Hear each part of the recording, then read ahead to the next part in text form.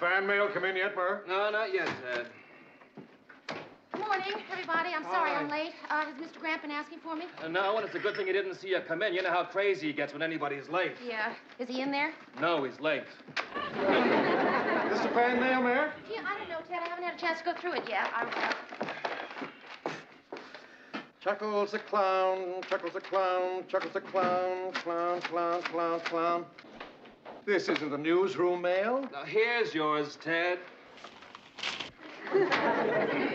How come Chuckles a clown gets more mail than I do? The morning prayer gets more mail than you do. Mary, this is for you. A fan letter for me? Oh, I doubt it. It's from the United States Treasury Department. Maybe it's a refund. No, it's a letter. It's typed. There's a signature on the bottom, and it looks important.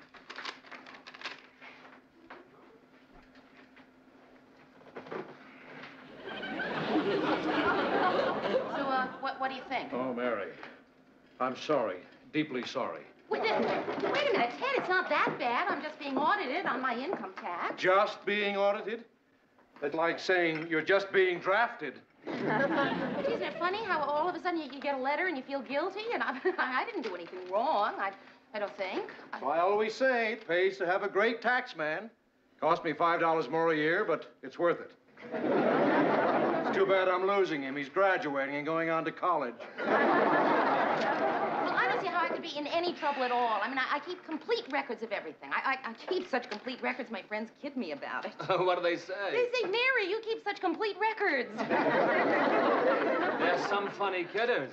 Well, I do. I keep the records, and I declare all of my income.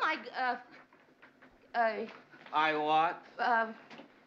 Well, I declare almost all my income. I mean, you know, if you're walking down the street and you see a dime, you don't declare that, do you? No. And if you're walking around the office and somebody tells you won $10 in the World Series pool, you don't declare that, do you? No. And if you're walking around your apartment and the phone rings and it's a college student asking you to type up his master's thesis for $75, you don't... Yes, you do. I didn't. They got you.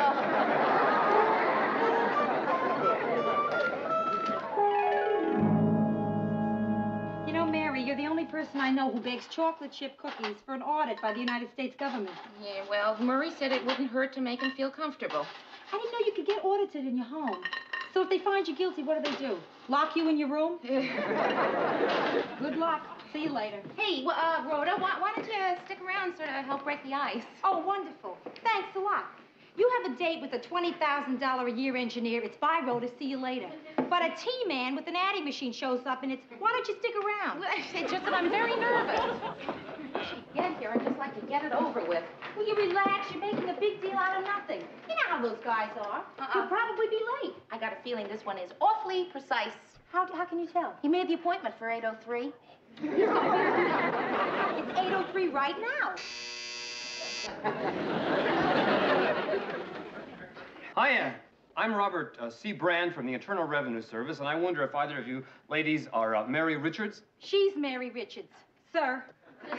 I'm sorry. It's just that you're not the way I pictured you'd be. She thought you were going to be old and mean. And you're young and... Mean? Yeah. No. No. Come on in. Thank you. If you need to borrow any money, I'll be upstairs. Rereading the Constitution. He's cute. Listen, I'm sorry that I'm almost late, but I had a flat tire, and it slowed me up a lot driving on it. You didn't stop to change it? Oh, no, that would have made me very late. Now, this is a nice place. Oh, well, it's not really that nice. It's very small, very inexpensive. This is the whole apartment. I even sleep in here. Oh, I sleep in my apartment, too. You want to plug that in, Yes, don't you? Well, right over here. Oh, fine, all right. Can I take your coat? That's very nice of you. Yes, most people I audit never ask me that. Oh, they don't? No, I think they think that as long as I have on my overcoat, that I'll be leaving soon. Aha, good. A wooden one. Well, we'll just get this show on the road now, all right?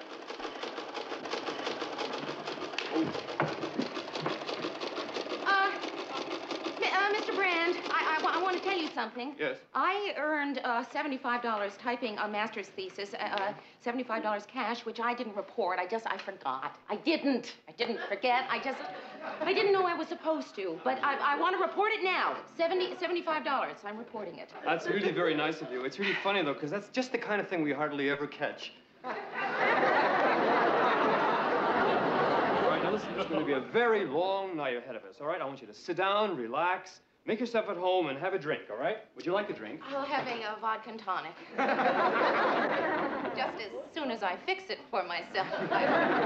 Would you like a drink? Oh, a martini, yeah. Martini. But I'm not allowed to drink while I'm auditing. It's highly unethical, you know what I mean? But if you're the type who doesn't mind drinking alone, then please. Type? Oh, no. Chocolate cookie is all I need. How about you? Oh, fine. Nothing unethical about that. No. All right, Miss Richards, as you probably don't know, all income tax forms are sent to our main office where they are analyzed, sorted, and processed by very high-speed computers. However, in your case, it was completely different. Oh? Yes, yours bypassed the computers completely and came directly to my desk. Why did it do that? Well, you had 18 cents postage due. Oh, well, you're... No, none of that. No. We'll just put it right on your tab. Okay, 18 cents, 6% interest, that's 6 months.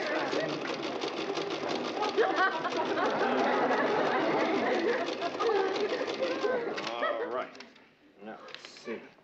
Do you have any of your records handy? All my records. I have everything. I have saved all my receipts, my check stubs. I think just about everything you'd need right in here. Oh, I wonder if you have anything in a nice brown loafer. You knew that was a joke, didn't you? Yeah. Well, I figure why spend a lot of money on a filing cabinet? Just as easy to keep them in the shoe boxes. And besides, that way it's a great excuse once a year to buy an extra pair of shoes. Uh-huh, I see. That explains it. Explains what? The $14.95 shoe deductions. Under office supplies, the United States government will not allow that. I'm sorry. Oh.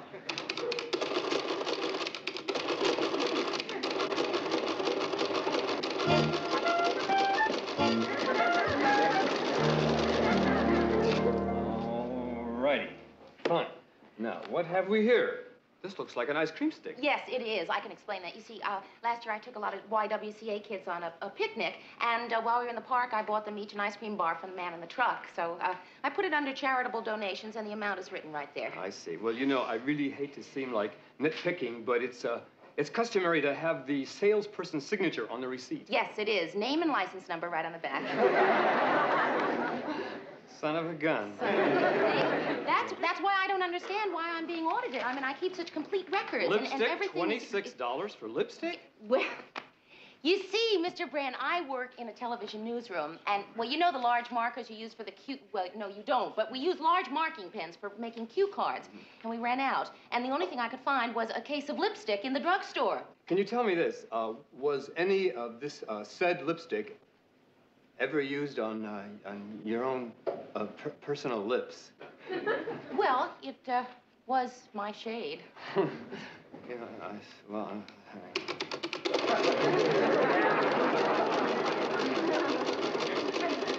It says here that you declare your grandmother as a deduction. Is that yes, true? That's right, I do. I send her $45 every month. Right. Is there anything wrong with that? That's really so admirable of you. That's really nice. However, it's not the least bit deductible.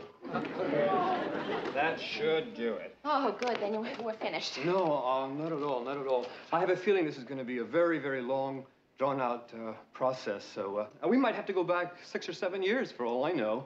Anyway, it all gets very, very messy, and I'm really very tired of talking about business. Me too. I don't know if I could take any more tonight. Yeah. Well, I wonder if maybe we could grab a bite to eat.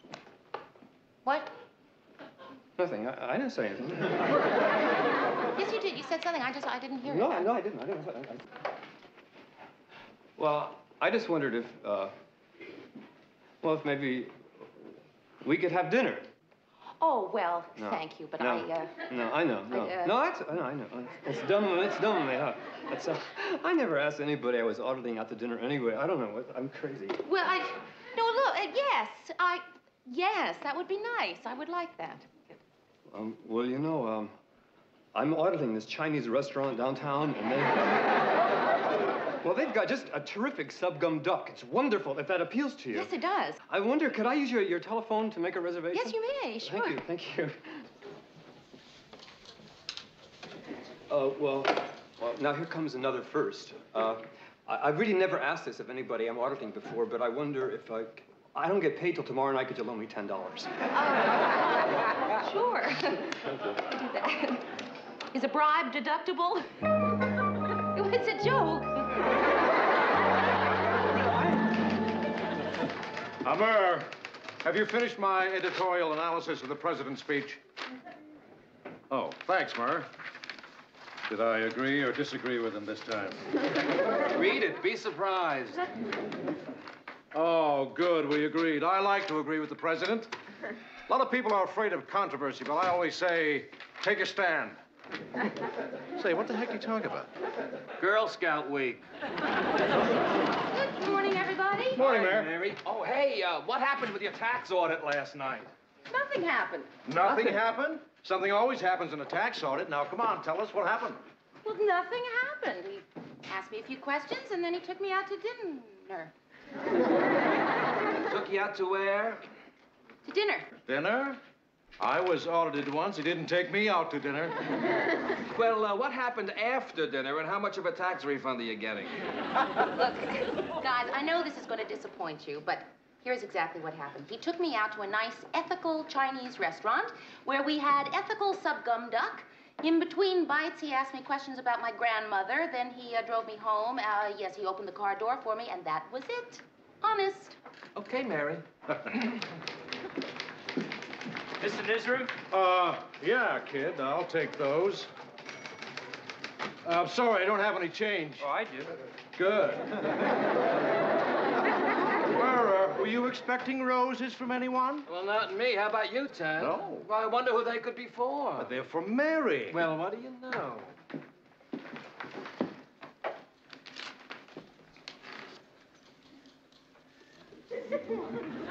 Who's Robert C. Brand? Tax auditor. A refund so soon? I lent him $10, and he's simply paying me back. Well, what are the roses for? Interest.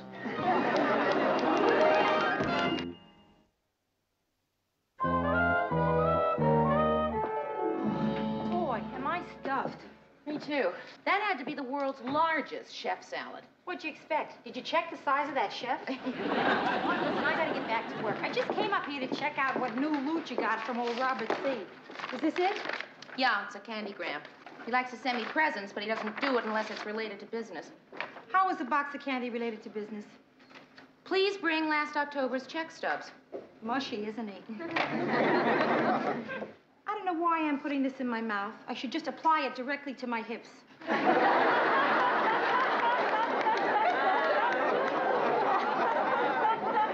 You know, he has been taking me places and sending me presents for over a week now. I didn't know what to say to him to make him stop. How about stop?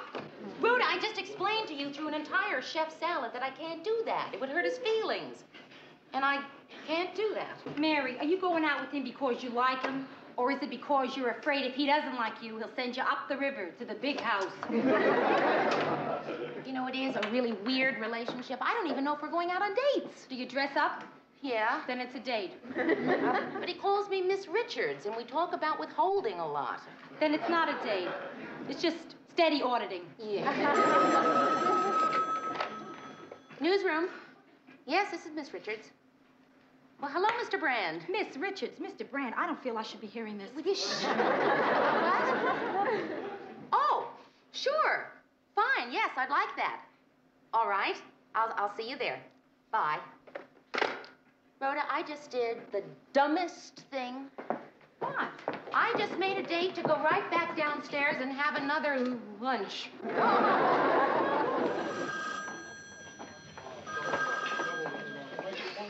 Snap Grandma? Just a second, I'll see. Is there a Ronald C. Grand here? Yeah. Oh, no, that's Robert C. Brand. Phone. Thank you. Hey, now listen, don't talk too long. This phone is for takeouts. I understand. Hello? Oh, hi, Mr. Jackson. Yes. Well, no, I know that I'm still working on the Mary Richards case. I know I have other cases to do. Yes? Uh-huh. Well, no, doggone it. You just have to tell U.S. Steel to wait. Uh-huh. Well, anyway, I should be finished with Mary's case in about, well, very, very soon. Thank you very much. Goodbye, Mr. Jackson. Hello, Mr. Brand. Hi, Miss Richards. Would you like to sit down? Okay, you ready to order now? Yes. Hi. The special for today is the complete 89-cent filet mignon steak dinner. Well, Anna, do you know what you'd like to eat? Well, I'm not terribly hungry. Well, why don't you just have a salad? Well. All right, I'll tell you what. I'll have this special and give the young lady a chef salad. Again? I eat here a lot. I'll say. Well, listen, while we're waiting, we should get some business done, all right? Well, Mr. Brand, you know, I don't think anyone here would turn us in if we didn't discuss business. No, I think we should do some business. Well, we didn't do any business when we went to the movie last night. Oh, yes, we did. I'm auditing the usher there. Oh. Now, Miss Richards, I'm sort of stumped by this deduction here on Schedule B, and I can't quite read your writing. Is this a 4 or a 9 there?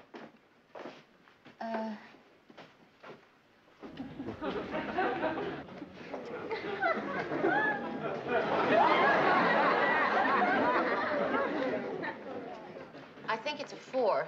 Mr. Brand? That was me, yes. Oh, Miss Richards, I don't know what came over me, honestly. I saw you leaning over Schedule B like that, and I just... I'm just such an animal. I don't know. I have never kissed anybody I've audited before, I promise you. I've had plenty of chances, you know what I mean? But Brand, no, Robert. No, I know what you must think of me. No, you don't. No, I feel so cheap. Mr. Brand, there is no reason for you to feel guilty. It was okay. Just okay? Well, nice okay. Miss Richards, Yes? under charitable deductions here, you have an item about about ice cream bars. Now, I Mr. think... Brand, we covered the ice cream bars. Of course, okay. Oh, now here, this one under grandmother deduction. Now, Mr. Brand, we have covered everything there is to be covered. Did we really? Mm-hmm. Isn't that amazing? Just 7 years, just like that, huh? Does that mean that you're finished with the audit? Yes, it's finished, yes. Do you have any idea how much it will be? No, I have no idea, but well, I'd like you to know the fact that I kissed you or didn't kiss you has no bearing whatsoever on how much you owe, you know? I understand. Special for the gentleman and the usual for the lady. Where do you put it, honey? Mary, you home? Yeah, come on in. What are you doing? Going through my checkbook, looking for mistakes. Isn't it a little late for that? I thought he finished your audit. I'm trying to find some extra money. I have a feeling I'm going to owe it to the government. What makes you think that? Well, for one thing, I haven't heard from Robert in a week. Now, you know that's got to be a bad sign. Not even a candy bar, huh? You know the funny thing? I kind of miss him. Look, hon, it can't be that bad. I mean, he kissed you, didn't he? Yeah, but he said that the fact that he kissed me would have absolutely no bearing on whether I owed the government money or not. Anyway, he missed. He missed? Well, he just sort of grazed me. Grazed you? Yeah, a couple of times. Whatever you say, Mayor. See you later. Right. Hi there. Did you find any of that extra money yet? No. Too bad. Mr. Brand, you're here. I thought you'd come in the mail. I mean, the answer. Come in the mail. Well, please come in and sit down. Well, actually, this won't take that long here. Well, do you mind if I sit down? The amount you owe is on the inside. Just please make a check out to Internal Revenue Service and mail it to your nearest district office. 8 $8,000. $8,000. Oh, no, you don't understand. No, that's your entire income for last year. Oh, no. thank you. No, this is what you owe right there. Right there. Well, I can't see it. Where? Right there. $16.73. 73 cents. Oh. Oh, you don't have it, do you? I'll loan it to you. I'll give it to you. No, it's not. I'm just so very grateful. Oh, thank you. Oh, you didn't cheat, did you? No, man. I would never cheat, ever. I thought about it for a second, but I would never cheat, really. Well, I just want you to know that I'm really very happy for you. I really am. You know, your face, doesn't look happy for me. Oh, really? That's funny, because it's really very, very happy for you. Really. And in fact, my entire body is very pleased. You know, in the 6.5 years I've been auditing people's taxes, I just like you to know that yours is the best. Really. And, Thank you. I've enjoyed doing you more than anybody I've ever done before. Well, you know that kiss in the restaurant. I mean, that was no accident. I mean, you knew that, didn't you? Well. We really had some great times, didn't we? The ice cream sticks. Remember the ice cream sticks? And your deductible grandmother, remember her? We really had some great times, didn't we? Yeah, well. So why are you so, So what? So what? So tremendously depressed? Yeah. Oh, because the good times are over. So that's all. Fine. They don't have to be over. They don't have to be over. Oh, come on. Please, Mary, don't kid me, all right? Because I've been in this business for a very long time. I know that when I'm auditing people, they're just never too busy to see me. You know what I mean? And the minute it's over, it's over. So please, you don't have to pretend, Miss Richards. You don't have to pretend. Pretend? What? I didn't pretend. I did not go out with you just because of my taxes. I mean, look, the audit is over, and I would still like to go out with you. So, Robert, I must like you. All right. How about dinner tonight? Fine. Fabulous. Okay. Well, I can't because I gotta work tonight. All right, no, you know what I'm gonna do? I am gonna quit. That's what I'll do. I'll quit them all, and no, I won't. I can adjust. I'll tell you what I'll do. I said it before, and I'll say it again. U.S. Steel can just wait. Now, we have a date tonight, right? Yes, we do. All right. I'll pick you up at 8:57. I'll make it 9-ish.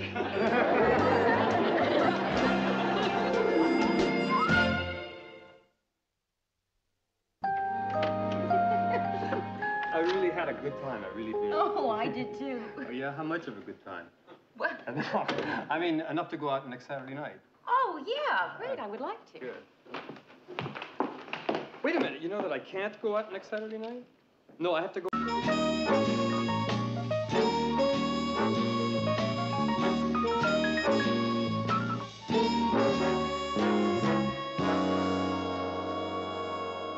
So it ended up that we were working in the newsroom till 1 in the morning. Thank goodness Mr. Grant told us not to come in till noon today.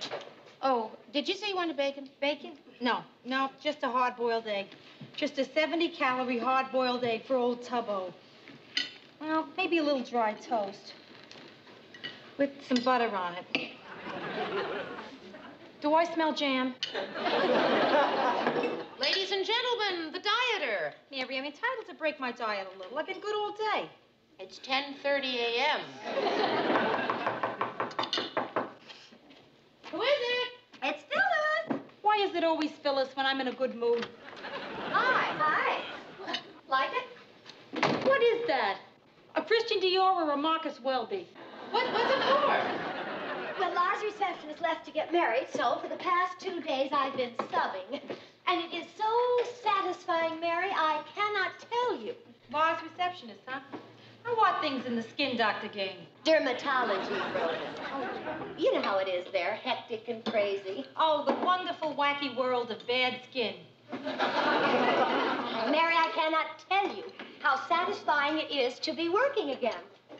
Most people would say, Phyllis, you have everything. What more could you possibly want? And I say, well, it's just not enough for me. I mean, being a model wife and a perfect mother. You know how I am. Mm-hmm. We just have a hard time believing it is all. I have to go to the hairdresser's. Don't you have to be at the office? How can you have your hair done? Mary, it's for those patients I'm doing this. I feel if I look my best, it gives them hope. Something to shoot for. You know I love her. I really do. But what is it about her? I don't know, but I'll tell you something. She keeps on the way she's going. She's going to give overbearing, aggressive women a bad name.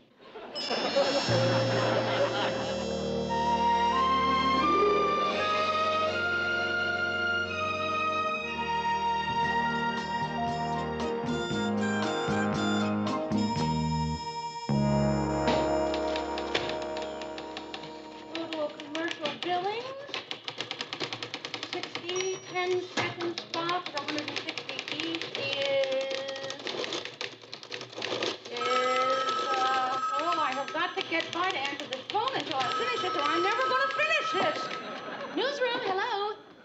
Yes, Vi. I will. I'll do that. Right. Vi would like me to pick up her phones while she's out to lunch. What's lunch, Murray? You know, it's been so long I've forgotten. Hey, Mary, can I say something to you? I know what you're going to say, that I am working too hard and I mustn't let it upset me. And you're right, I won't. I wasn't going to say that. I was going to say, would you pull the picture file? I need a shot of Neil Armstrong to go with the story. Sure.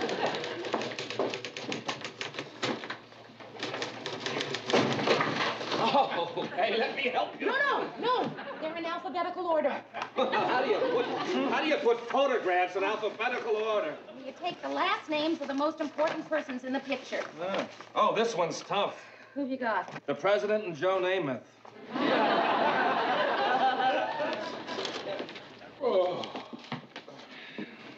Oh, those 2-hour Mexican lunches really take it out of you.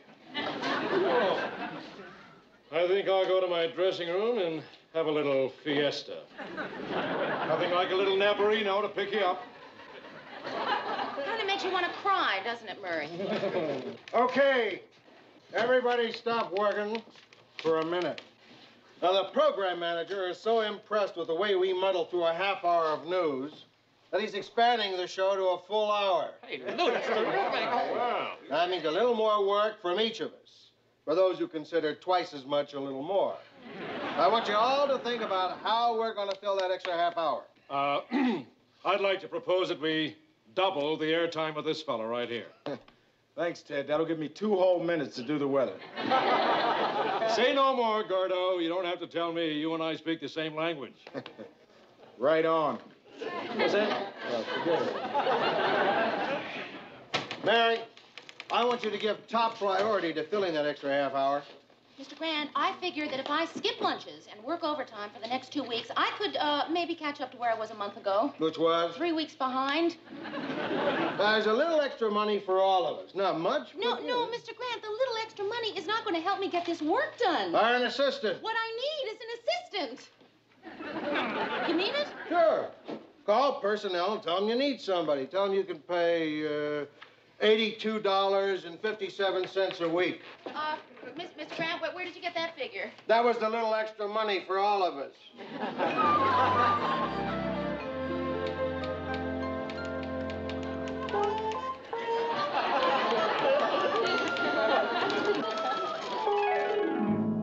Rhoda? Are you sure you want me to do this to your dresses, this midi thing? Yeah, Oh, I just hate it. of course you do. You got good legs. Mary, I live in the world of fashion. I do what all the magazines tell me to do. You know, I wore a hard hat for a week before I realized the magazine was Popular Mechanics. That was a joke. You're supposed to laugh. Oh, I'm sorry. I've got problems down at the office. What? Well, if I don't find somebody to help me with all the extra work, I'm going to go right out of my mind. Hi, all. Hi. So, who's going out of whose mind? I am, unless a minor miracle occurs and I find an assistant. An assistant? Yeah, help me with some work on the show. Why don't you just shorten her legs? So how about me for the job? Well, you're already working for Lars, and I need somebody right now, so. I'm available. Lars got a little upset at something I did, and he gave me the old sack. What did you do? Oh, it's nothing. Oh, come on, it must have been something. What?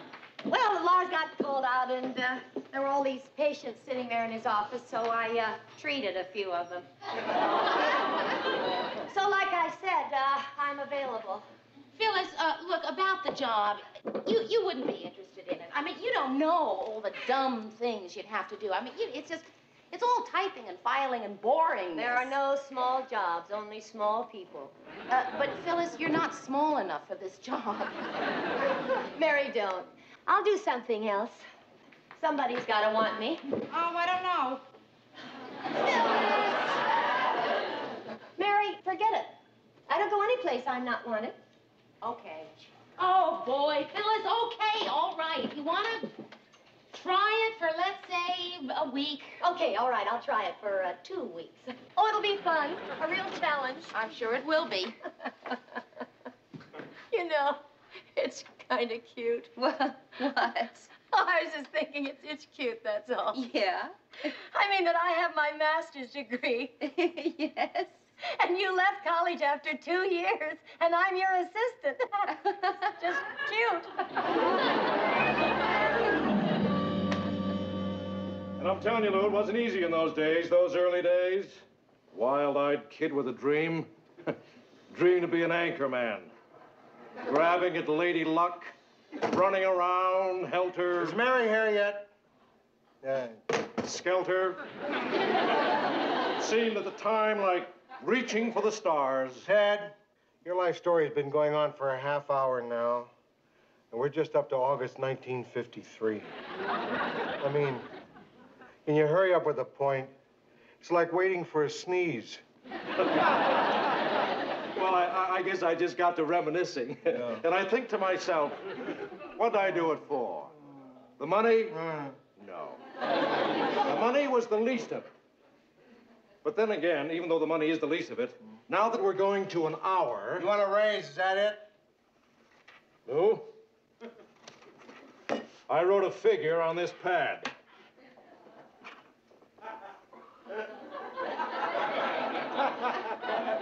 Ted, I wrote 2 words on this pad.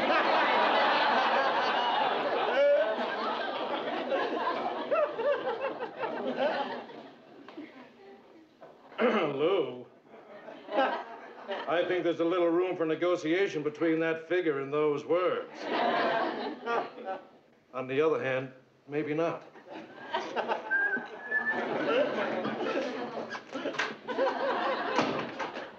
Phyllis, I am saying, problem with your maid or no problem, this cannot happen again, an hour late. Mary, don't do it to yourself. Don't be a robot tied down to schedules and clocks. Phyllis, for the time being, let's just say that I'm a robot, huh? So this is the newsroom? Yeah, this is it. Morning, Gordy. Hi, Mary. How are you? Gordy, I'd like you to meet Phyllis Lindstrom, my new assistant. This is Gordy Howard, our weatherman. Gordy, I just want to say one thing. I'd love you to come over for dinner so we can really get to know each other. I mean, as human beings. Because we're going to be working together. Yeah, uh-huh. Gordy and I really hit it off. Mary! Oh, morning, Murray. Murray, I'd like you to meet my new assistant, Phyllis Lindstrom. This is Murray Slaughter. How do you do, Mary? Hi, I'd love you to Phyllis. come over for dinner if you're not... Mary, where have you been? Lou started yelling for you an hour ago, so I had to cover for you. Oh, thank you. What'd you tell him I was doing? Hanging up your coat. Well, Phyllis, here, sit down. You can use my desk for today. Mary, it's not too important, but, there is one thing. What? Well, you've been calling me your assistant. Yeah, well, I mean, that's what you are. I mean, it's just a word, Phyllis. Well, so is inferior just a word. Well, is there another word that you would prefer? Co-worker. Co-worker. All right. Finally find a hook for your coat, did you? Oh, I'm very sorry. The first day of our new production schedule, and you show up an hour late. Yeah. I'm sure you have an absolutely great excuse. Well, Mr. Grant, I'm waiting. Hallie's Comet hit her on her way over. What? Oh, well, let's face it. She could lie or make up some fabulous excuse. Would it make her any more on time? I leave it to you. Mr. Grant, I would like you to meet my new co-worker, Phyllis Lindstrom. This is Mr. Grant. You mean she works here? Yes. Good. You're fired. Really just trying to be helpful in her own way. Lou, if it'll make it up to you, I'll stay till, say 6 o'clock. Mary. Phyllis, our normal quitting time is 7. This should be an interesting day for you. A sort of combination orientation and last chance. Okay,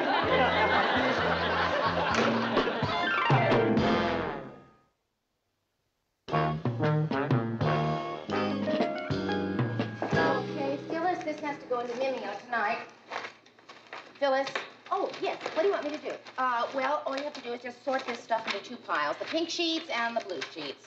The pinks and the blues, the pinks and the blues. Kind of like little girl babies and little boy babies. Uh-huh. And? That's it. That's it? Mm-hmm. Well, that's so boring. Don't you have people who do that sort of thing? Yeah, Phyllis, I have a person who does this sort of thing. You. I know this doesn't rival working in a dermatologist's office. Mayor, do you have the rubber stamp with my signature on it? I have to autograph these pictures. No, I'm sorry, Ted, I don't know where it is. Oh, yes, Phyllis Lindstrom, my new co-worker. This is Ted Baxter. Hi. Well, Ted Baxter. How can I find the words? I don't know. Of course, I'm thrilled and excited. Yes, of course. However, there is something I feel compelled to say. It has to do with the impression you make on others and the tremendous impact you have on people and how outrageously attractive you are. Oh, I'm boring you. You're not. You're not. Cross my heart, you're not. Go on. But would you frustrate them, Ted? You're strong. You're too strong. Almost distant. You know you're the first one around here to recognize that. Look, I have to go to the studio right now. What are you doing here? Oh, just some stuff. Come with me. Phyllis, how's that stuff coming? Sorry, Mary, but I need this girl. Yeah, well, Ted, she's supposed to be doing the filing. She has more important things to contribute to this show than just filing some dumb blue papers. Don't worry, Mary. I'll do it later. Hi, Gordy. Yeah, uh-huh.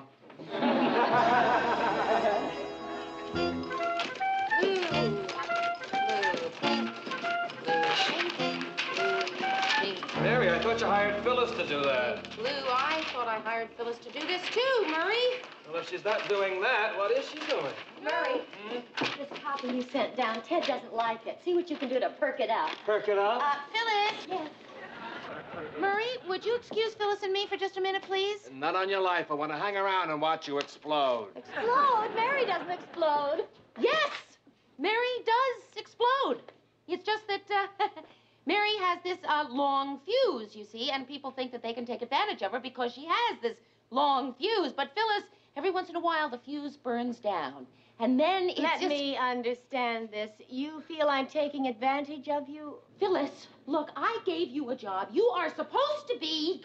Filing. Filing. You are not supposed to be coming in here and telling... She's got me so crazy I can't think of your name. Murray. Thank you, Murray. You are not supposed to be coming in here and telling Murray that... Ted? Doesn't like his copy. That's not your job, Phyllis. Your job is to be my assistant. Co-worker. Assistant, Phyllis. No, I am not going to do your job for you. You're right, Mary. You were nice enough to give me this job, and I just got swept up with the glamour of it all. I mean, Ted Baxter, the lights, the cameras. Mary, just as soon as I finish up in the studio, I'll run back here and do this. I'll stay until midnight doing it if It's I all have right. to. No, go, Phyllis. You can do it in the morning. I did most of it myself anyway. Oh, thanks, Mary. Uh-huh. Murray, see what you can do to perk this up. Perk it up. Hi, Gordo. Yeah, uh-huh. Thanks, guys. Rockefeller, Rockefeller Nelson, Governor. Rockefeller Winthrop, Governor. Rockefeller David. Rockefeller John D. Jr. Rockefeller Happy. Rockefeller Center. You're filing? No. That's Phyllis's job. No, I was just looking for something. Ah, here it is.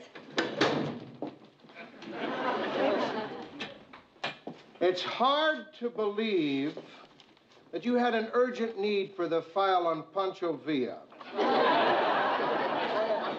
Well, you know. Mm-hmm. Come into my office.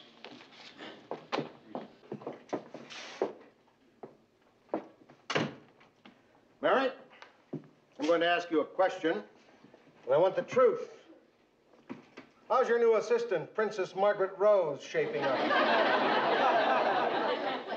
Just fine. Just fine. You know, it takes a little time to, but she's going to. She's going to be just fine. Just fine. Of course, she has been spending a lot of her time with Ted in the studio. They seem to really have hit it off. I mean, to the point where you might say that she's not quite doing a single bit of work around here. Mary, you could use a little fatherly advice. The fatherly advice is, why'd you hire her? Well, that's a hard one to explain, Mr. Grant. She's a crackerjack typist. She's a great organizer. A whiz at shorthand. She helped me find my apartment. Ah! Rule number 1, don't hire friends. I hired a friend once. You know what happened? Worked out great. But that's me. You can't handle it. I can't handle Phyllis. I mean, I've known her for years, and she's very intelligent, you know, and, well, let me put it this way, Mr. Grant. If Phyllis were drowning, her life wouldn't flash before her eyes. Eleanor Roosevelt's life would flash before her eyes. She's... Lou, can I see a minute? No, I'm busy. Oh. What'd he say? Well, What'd he say? he's busy. He's busy? Well, use your strength. Go on, try it again. All right. Lou, you and I are going to have a little talk. What do you want? I want her here. Ted, I'm too busy to play games. Well, all right. I'll just talk to the general manager. All right, Ted. Let's talk. Phyllis, I think you and I have some filing to do. Remember when we had that little discussion yesterday? Well, that figure is still in my mind, and this time you're not going to talk me out of it. What's more, not only do I want that raise we discussed, but I also want some new writers on the show. Now, Phyllis here tells me this Norman Mailer fella's pretty good. And if he's not available, how about this Truman Capote? E. Oh, yes, that's right. Truman E. Capote. Look, Ted. Now, Lou, you look. Either I get what I want, or I don't go on tonight. Mary, would you get me the file on available anchormen and their phone numbers? I may need somebody tonight. Yes, sir. He's bluffing. You're bluffing, Lou. Trying to pull the old blufferino, eh? Well, it won't work. Here they are, Mr. Grant. I think they're all up to date, so almost any one of them should be available. You're trying to bluff me, too, eh, Mayor? Well, I'm telling you, it won't work, Lou. I want that raise, and I want it fast. Let's try him first. Sir. Who are you going to dial, Mayor? The weather report? Bluff, bluff, bluff, bluff, bluff? Hello, this is Mr. Lou Grant's office at W. I think I have some filing to do. All right, all right. I didn't say I needed those things I want. I just said I wanted to talk about it. And I talked about it.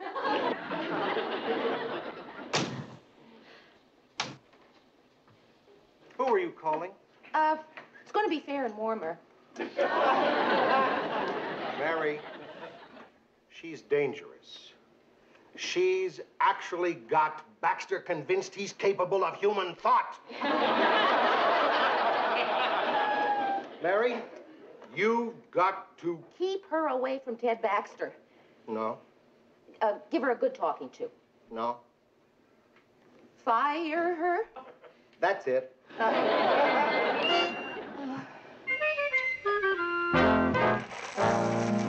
Seems a little barbaric, doesn't it? Putting candy out to fire somebody?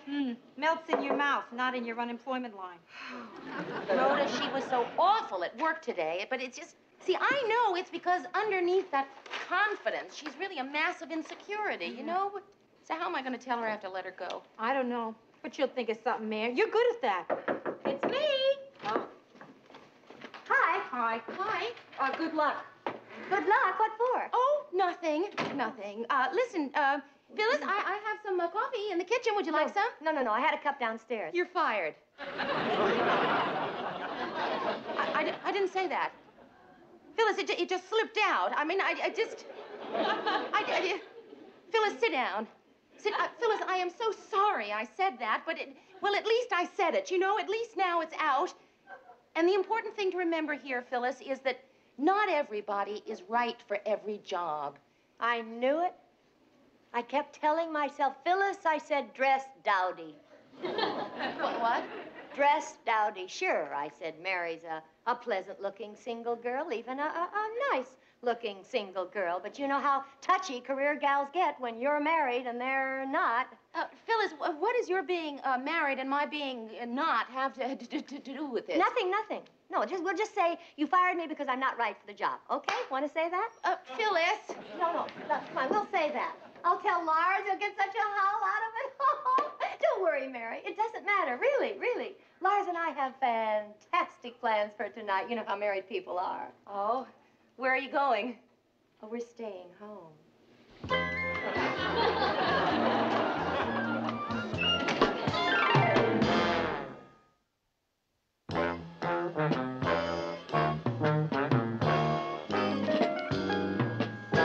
Phyllis, will you please stop apologizing? I can't help it. I mean, I've been just dumb and awful. I deserve being fired. And I took it so badly when you told me you had to let me go. Phyllis, you know, this just really is not necessary. I just want you to know I did a lousy job for you. I didn't do the filing, and I came in late all the time.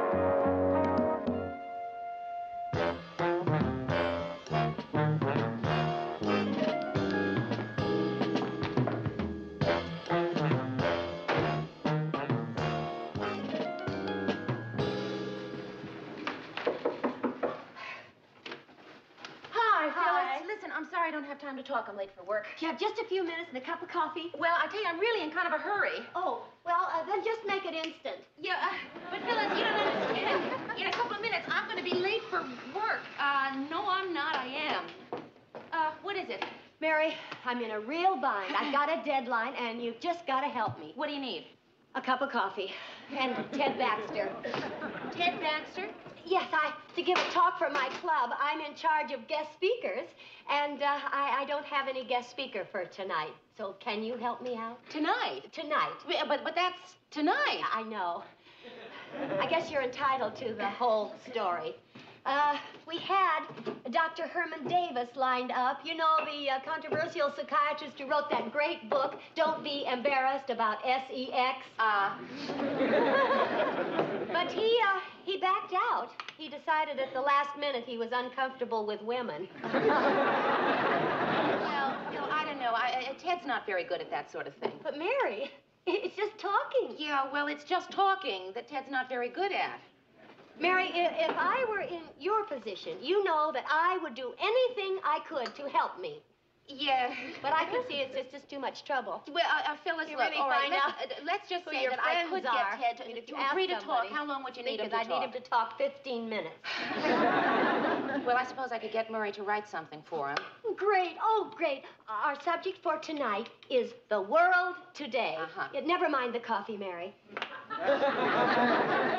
I'm really in a hurry. Do you really help me? I just wish there were something I could do for you. Phyllis, the only thing I need is to get to work. Listen, my car is in the shop. Do you think you could drive me to work? Oh, sure. Oh, thank you. Let's see, it's 20 minutes there, 20 minutes back. Sure, if it's really that important to you. Well, it would help. Okay, well, it'll take me 15 minutes to get ready, but if you really want me to... Well, no, Phil, forget it, really. Well, I'll postpone things. I'll move them No, around. Phil, please. No, Well, don't postpone anything. I'll drop them I'll if consider myself, necessary. really. Thanks, anyway. Oh, don't mention it. What are friends for? Murray, is the coffee ready yet? No, not yet, Lou. No coffee? We usually have coffee by 9 o'clock, and it's already... How come it's always the Minneapolis clock that's on the blink? Maybe it's because that's the clock we use all the time, Lou. I mean, if the Tokyo clock stopped, who'd notice? I need coffee. He almost made sense to me. Does anybody here know how to work this machine? I can do it. Where do you put the dime? It's not that kind of machine. Well, then I can't do it. Morning, everybody. Hi, Mayor. Mary, do you realize that if the Minneapolis clock was working, you'd be 15 minutes late? I'm sorry, Mr. Grant. Don't apologize now. Go make coffee now. You can apologize later. Coffee, right. Hi, Ted, I'm glad to see you. Coffee. Yes. Does anyone have a dime? See? I needed to open the cabinet. The handle's broken. Ted, I got a favor to ask of you. You remember my friend, Phyllis Lindstrom? Yeah, well, she is in charge of the guest speakers for her club, and she was wondering whether or not you would make a speech at her club. It's a woman's club. Well, if they wanted me, I assumed it was a woman's club. Well, gee, I don't know what to say, Mayor. I mean,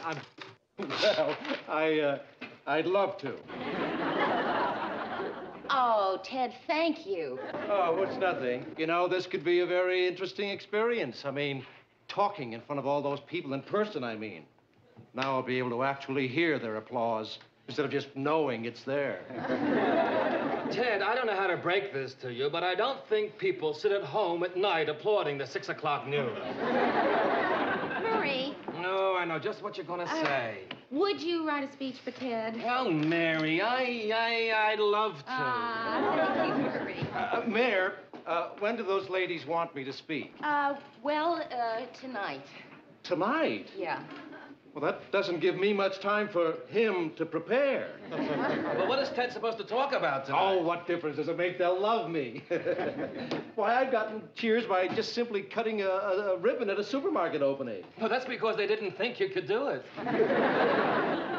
What the heck am I going to talk about? Well, I have this wonderfully amusing anecdote about what happened to me when I bought this suit. no, Ted, I think what they want is your personal view of the world situation. He doesn't have one. What they're going to get is my view of his personal view of the world situation. So all those ladies wanted me. Well, I better get to work. I've got to write today's news, Ted's speech, and finish my novel before 6 o'clock. Murray, I didn't know you were writing a novel. Reading one. Newsroom. Oh, hi, Phil. Yes, it's all set for tonight. Ted'll be there. No, forget it. You don't know me a thing. 8 o'clock, Manning Hall. No, really, Phil, you don't know me anything. Well, I tell you, there is one thing. I could use a ride home tonight about 7 o'clock. Oh, right, of course, the meeting. How could I forget that? No, don't not have your hair done, Phil, really. Yeah, I know. The buses leave every 24 minutes. Yes, Ted will be there. Bye-bye. Ted will be where? Oh, well, I just arranged for Ted to speak at a women's club. Mary, do me a favor. Next time you do something like this, you ask my permission first. Wait, no. I'll save you the trouble. Next time, the answer will be no. Well, okay, Mr. Grandpa, why? Mary, a karate expert's hands can get him in a lot of trouble. Yeah. But what does that have to do with Ted? Those hands are considered a deadly weapon. It's the same with Ted's mouth.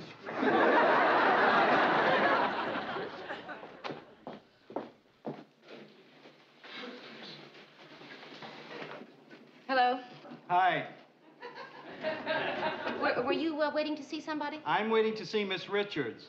I'm Miss Richards. Are you Miss Richards? Yes. I'm Dave Curson. I'm a publicity man. You've probably heard of me. No, I can't say that I have. Oh, I'm going to have to work on that. Well, would you like to sit down? Oh, thank you.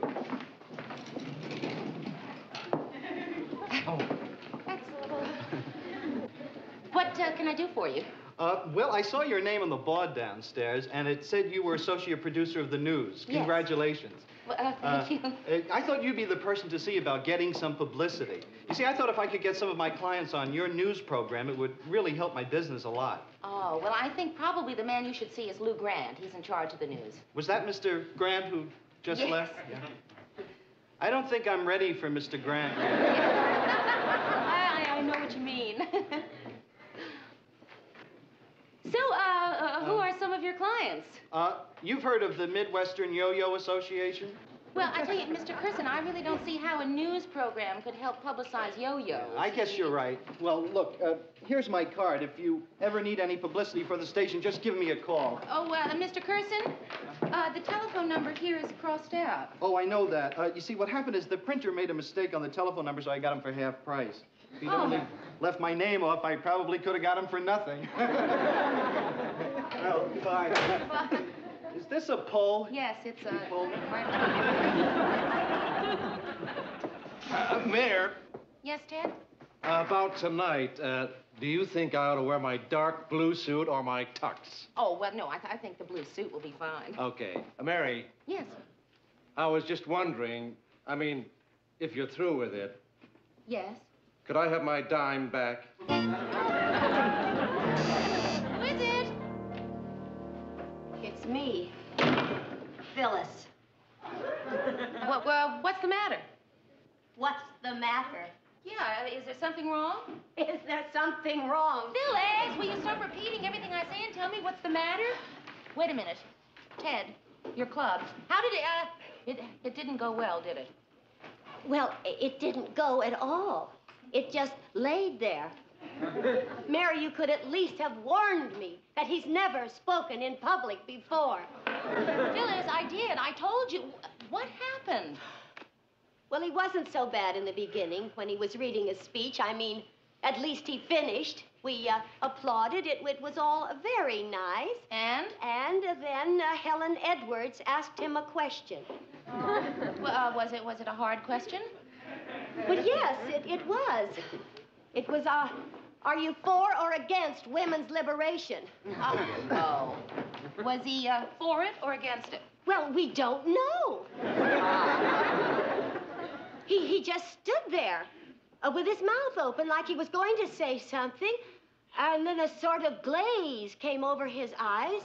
He giggled a couple of times, said something nobody understood, and then he asked if there were any more questions. Were there? Well, yes. There were about an hour's worth of questions. And 2 minutes worth of answers. Poor Ted, he must feel just awful. Why don't you ask him? Well, I would, but it's a little late to call He's somebody. standing It's out almost in the 12 hall. In my hall? He didn't want to come in unless he had a personal invitation from you. Do you want to invite him in? Well, of course I do.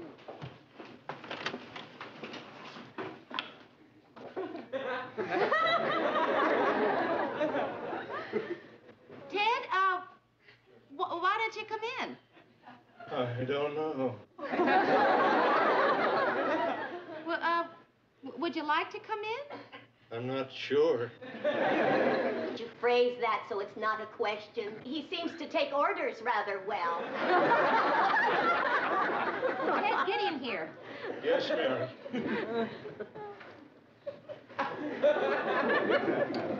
Can I take your coat?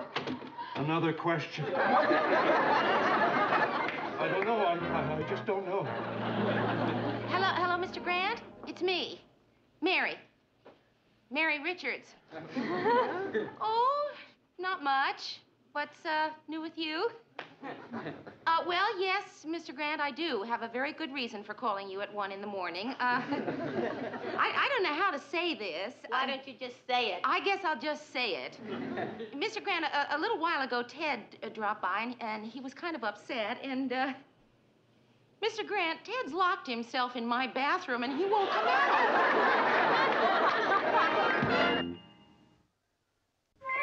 So then what happened, Ted? So everything was going fine. They were attentive and laughing at what I was saying. Then I realized I wasn't saying anything funny. I should have worn my tux. Somehow you don't laugh at a man when he's wearing a tux. I don't know. I think you're blowing this whole thing up way out of proportion. No, he's not, Mary. I was there. Yeah, but I mean, what does it matter if a few women laughed? I mean, how many could there have been anyway? 25. Actually, we're both right. There were 200 when he started. Mary, come into my office. We're just going to make coffee. They're just going to make coffee. Ted needs a drink. Oh, well, Mr. Grant, I really don't think that Ted's Mary, in any shape. Mary. What, Mr. Grant? When a man's in that kind of shape, he doesn't need milk and cookies. I got some brandy. Another glass, please. I never like to see anybody drink alone unless... Oh, I'm sorry. Yeah, I'm sorry. When I was a kid, the whole family used to practically live in the kitchen. I've got to get going. I just got rattled. I didn't know they were going to ask hard questions. I tried to help him out by asking a question that I was sure he could answer. I asked him where he bought his suit. Well, how was I supposed to know? I own 3 suits. Ted, why didn't you just open up your coat and read your label? Oh, it's sure just easy to second guess. Everybody's a Monday morning quarterback. I'm telling you, Lou, I can't do it.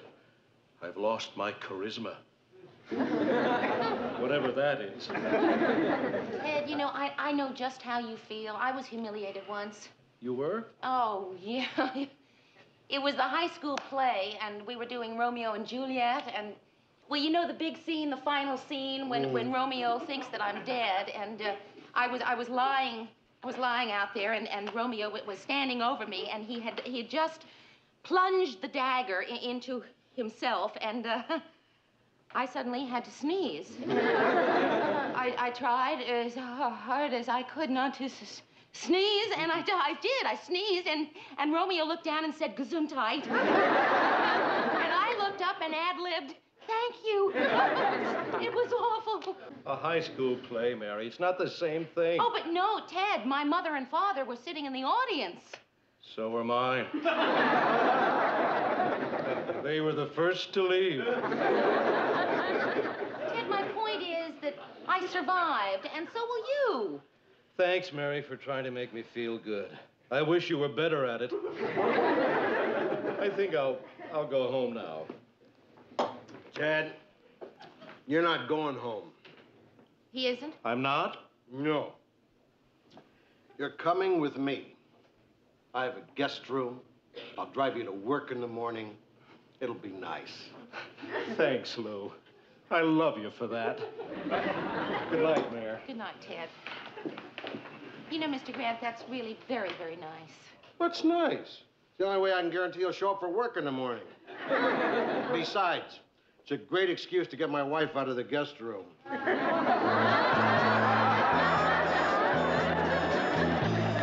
That was the senator making that statement at the airport today. Ladies and gentlemen, a serious warning from the University of Minnesota's Atmospherics. Excuse me, ladies and gentlemen. Atmospherics Department. I'm sorry, ladies and gentlemen, Dale Wick, head of the Department of that department, announced that in 5 years, smog could reach legal proportions. Oh, lethal proportions. I'm sorry, ladies and gentlemen, I seem to be having a little trouble. I'm, just sorry. And now for the lighter side of the news. Population explosion. Oh, Lord, I'm sorry. Mary, get in here.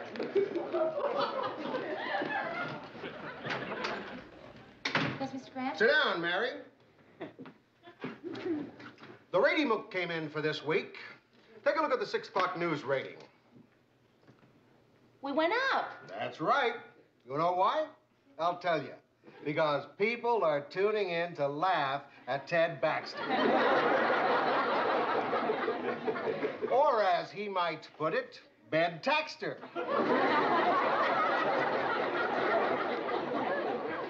He's become the thing to do.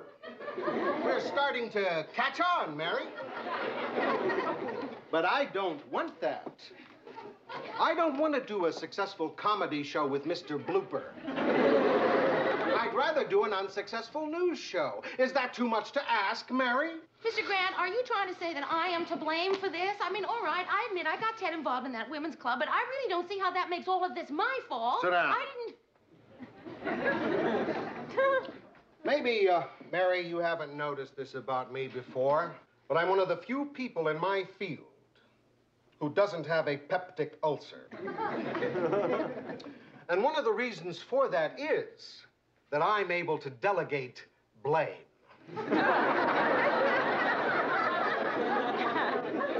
Nothing that goes wrong here is my fault. It's Ted's fault. It's Murray's fault. It's Gordy's fault. This is your fault. It is, isn't it? So fix it before it begins to look like it's my fault. This is Ted Baxter saying good nights and good newt. What was going on in there? Oh, you don't want to hear about it. I already did. Hi, Ted.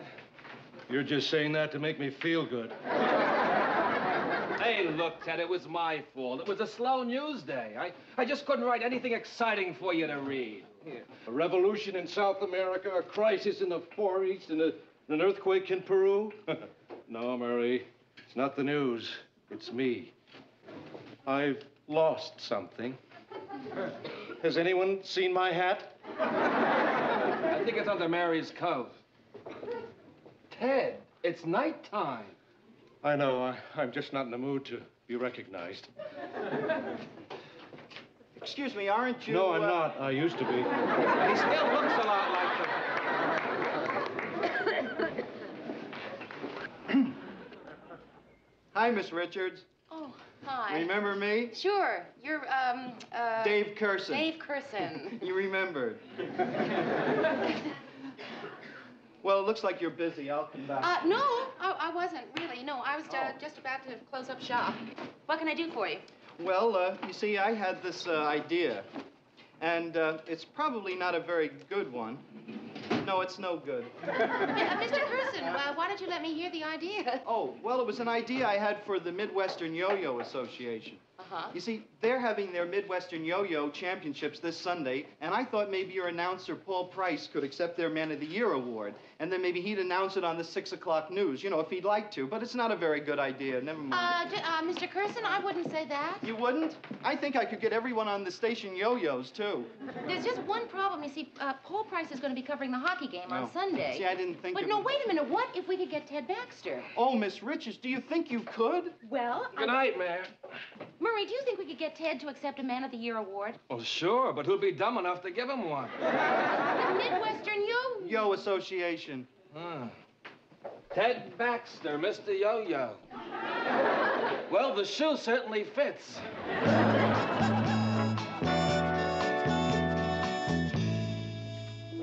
Anybody got the correct time in Minneapolis? Subtract 15 hours from Tokyo and add a day. Thanks.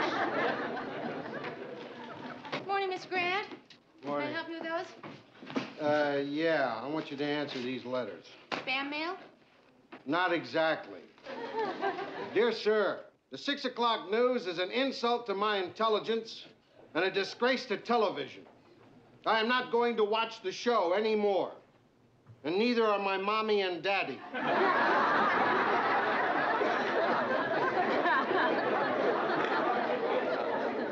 Did you ever get a hate letter written in crayon? Mr. Grant, have you seen Ted this morning? I think I might have some good news for you. My good news is I haven't seen Ted this morning. Oh, Lou. Got to see you about a couple of things. What is it, Ted? First of all, there are no bath towels in my dressing room again. There's no bath in your dressing room. That's the second thing I want to see you in. Who ever heard of an anchorman's dressing room without a bath? I want you to get on that right away, Lou. After all, it's not too much to ask for. I understand Cronkite's got a sauna.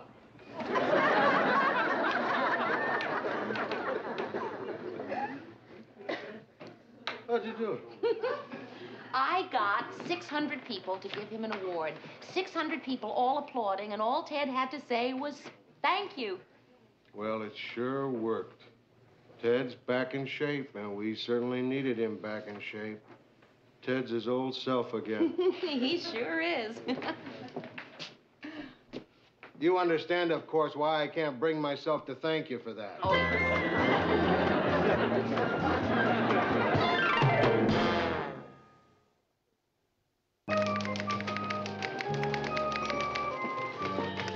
Hi, Miss Richards. Hi, Dave Curson. Dave Curson, remember me? Yeah. I got Ted Baxter's award back from the engraver. Oh. The towels are real nice, Lou. Thanks. You're welcome, Ted. Maybe the next time you can get me some cloth ones. Yeah. Ted, your award came back from the engravers, and Dave wanted to present it to you. Oh.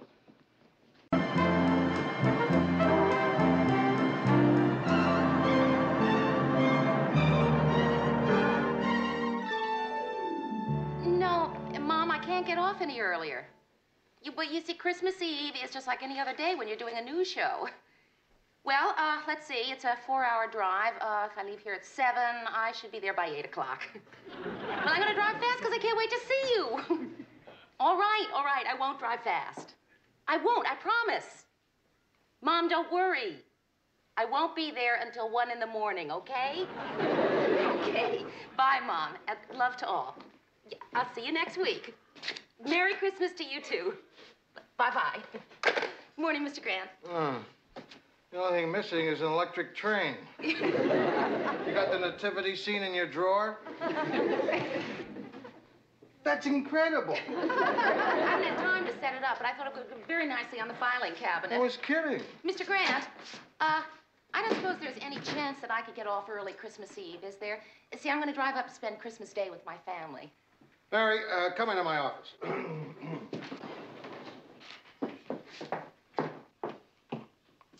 Mary, the thing I wanted to talk to you...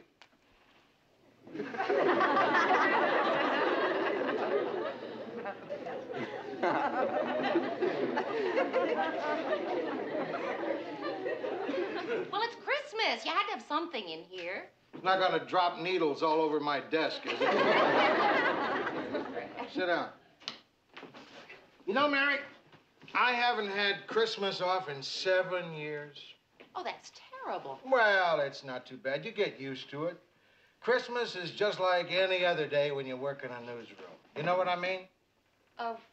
No. Oh. You gotta work on Christmas. I've got to work on Christmas? Well, that's another way of putting it. Listen, I never thought that I would be working on Christmas. I better go call my mom. She's sentimental about Christmas.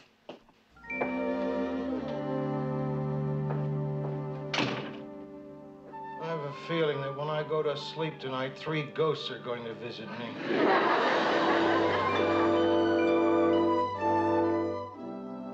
Rhoda, aren't you going to help me decorate it all? I just decorated an entire department store. Hey, Mary, why don't you hang out pantyhose? They hold more. I never thought of that. Mary, hurry up! What? Ooh. You know the wonderful thing about living in Minnesota? We always have a white Christmas. The thing that gets me is the white Easters. I never saw so much stuff. I can't help myself. I'm just a Christmas nut. Not just Christmas. I'm sure you feel the same way about Hanukkah, Rhoda. Oh, sure. Hanukkah, Christmas. Mary, Do you mind if I leave Bess's gifts here? I don't want her to find them. She's been hunting around the apartment since Halloween. Oh, sure. Will you see this stuff? It's fantastic. Did you get anything for me? It's not exactly what I wanted. This is a 1/4 scale transparent figure with all the intestines. It's very educational also. Hey, Mary, don't you wish they had this kind of stuff when we were kids? Oh, Rhoda, look! Oh, now she is adorable. Oh. This doll is some dresser. I've been looking for a pair of shoes like this all winter. Let me see, darling. Is she a talking doll? No. Ah, too bad. I was hoping she could tell me where she got those shoes. What are you getting for Lars? Hey, he's a doctor. Why don't you give him this thing with the intestines? Yeah. That is for him. Do you have any idea what he's giving you? He told me I could pick my own gift this year. Yeah. I picked cash. I'll be back up tomorrow to wrap these. Merry Christmas. Yeah, Bye. you too. Oh, wow, this is going to be some weird Christmas. What do you mean, man? Well, my apartment's all decorated. I got presents under the tree, and I'm not going to be here to enjoy it. I'll be working. That's it. Cheer yourself up. Yeah, but let me tell you something. When I was a little girl, we used to drive up to my grandparents' every Christmas, and on the way, we'd pass this diner, and there'd be these little old men having their Christmas dinner all alone, and it's just that this year I'm going to be one of those little old men. You know, I came down here because I was a little depressed, but said to myself, Mary will cheer me up. Yeah, I got an idea. I didn't have to work Christmas Eve. Why don't you and I celebrate it together? I don't know, Mare. I get the feeling that Christmas Eve with you could be pretty grim. No, come on, I'll be good, I promise. We'll light the tree and build a fire, and we'll have some eggnog and open our presents. Come on, what do you say? Okay, you're on. Good. Hey, listen, does this mean we're going to exchange gifts? Well, it wouldn't be a bad idea. Did you get mine yet? Yeah? What is it? Rhoda, you're not supposed to ask that. Well, how about a hint? Mary, I'm very competitive. I want to get you something better.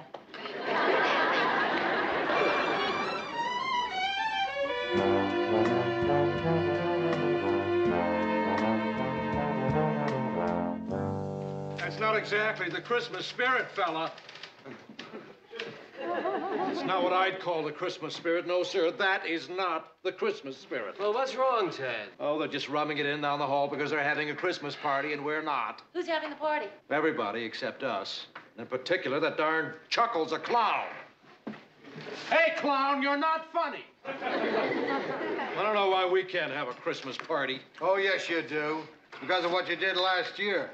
What'd you do, Ted? I don't remember. I go to a lot of parties. I don't know everything.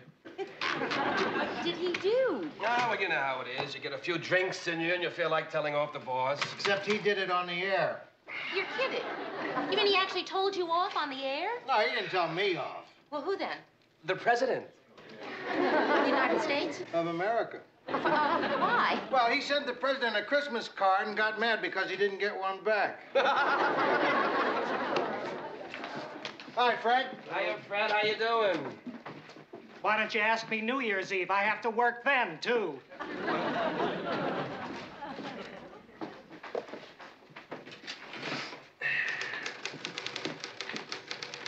What? Murray, we said we weren't going to exchange presents. Oh, I know, but, well, I felt so bad about you not being able to get home and all. I hope you like it. Oh, but Murray, the point is we did discuss it and we decided no presents. Oh, well, I don't know what to say. Except, here's yours. Oh, gee, man. Merry Christmas. I know. Listen, Murray, don't feel badly about me. Rhoda and I are going to have dinner together tonight, open some presents, and have a little celebration. The Silver Santa's here. Right now, I have personalized gifties for each one of my little elves. Lou? Gee, I wonder what it is. It's either a record album or a very stiff handkerchief. Fred? Mary? Thanks for the tie, Mayor. Oh, you're welcome, Ted. I hope it fits. Harlan? Ted, why don't we just file by and help ourselves? There's a way of doing these things, Murr. Avery?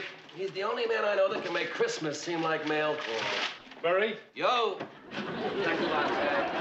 Oh, this is terrific, I'm Ted. glad you like it, Lou. Yes, the year in review is told by Ted Baxter. I had the engineers make it up. It's a compilation of my best stuff. I'm surprised you needed an LP. Mary, Oh, thank you. I heard about you not being able to go home for Christmas after planning to and all. Yeah, it was a little disappointing, but everybody here has the same problem, you know, or one like it. Look at you. It's Christmas Eve, and you have to work tonight. Well, I just want you to know that tomorrow when you're working and I'm at home, I'll be thinking about you. Oh, thank you, Fred. That's very nice. And I guess tonight when I'm working and you're at home, you'll be thinking about me. Well, I will now. You know, I just thought of something. When somebody's got a big family like I have, it seems a shame not to share it. So I was wondering, Yes? would you work for me tonight? Would I? Look, Mary, I wouldn't ask you if you were going home to your family, but what's Christmas Eve to you? You're going to be all alone. I'll trade you. I'll work New Year's Day for you. That way you'll be able to watch all the football games. Fred, I... Look, Mary, please. I've never spent Christmas Eve with my kids. Oh, Fred, that last part wasn't fair. I know, but I'm desperate. Mary, will you work for me tonight? Oh, right. Aw, yes. thanks. Will you at least cover for me while I go home and have some dinner? Oh, sure, sure. And, Mary, I just want you to know I feel terrible about this. Good.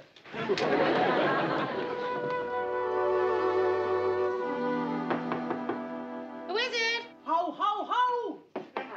Come on in, Rhoda. Hi. I'm not coming in yet because I had this big package out here. So big that I had to open the door first. Now I am bringing this big package into your apartment. And I am placing it under your tree. No, I'm not. I can't stand it. You gotta open it now, Mary. Rhoda. It's for me? Yeah, for you. Merry Christmas. Big. Should I open it now? Yeah, come on. It looks like somebody already opened it. I did. I opened it a few times to take a look at this fantastic gift. Oh, Rhoda. Oh, it's just... Isn't it great? It's... Oh, wow. Hey, listen, let me break you in on it. You'll be able to get your license and then solo in no time. Miss Richards, this is your griddle area. Yeah. If you wish to fry an egg. Yes. Then, of course, here is your rotisserie. If you wish to barbecue an egg. Uh-huh. Then we have the oven for your basic baked egg. Yes. What's this? That's your egg. I knew it. Well, Mary, what do you think? Rhoda, I think it is just wonderful, and I think you spend too much money. Don't worry. I got an employee's discount down at the store. Oh, thank goodness. Yeah. Well, I have yours, and it's not half as nice. 40% is nice. Well, It's not too big, is it? Not kidding. Oh, this is fun. Oh, Mary, it's gorgeous. And you paid full price, right? Oh, hey, you know what this will go great with? My new suit. well, you think this is an accident? Why do you think I picked it out? Oh, kid, thanks. I love it. I do. Hey, me too. Thanks. Merry Christmas. Merry Christmas to you. Hey, you know what else my new blouse will go great with? What? Your rotisserie. Huh? I can wear it while you cook a turkey in there. I bought one for us for tonight. I'll go get it. Rhoda, wait. Listen, how fast do you think that thing can cook a turkey? Why? Because I have to leave for the office in 10 minutes. For what? To work. What? I traded with a man so that he could be with his... I don't even want to go into it. Terrific. Wonderful. You get me all hyped up for Christmas Eve and then you run out like this. What am I supposed to do? Stand out in the snow and light matches? Rhoda, will you please? You know, this has been a rough week, and the worst part is just about to begin. Okay, kid. Listen. I'll see you later tonight, huh? No, I have to work till midnight. Oh. Well, then I'll see you tomorrow. I can't. I'm working tomorrow. It's Christmas. Well, have a Merry Christmas. You too.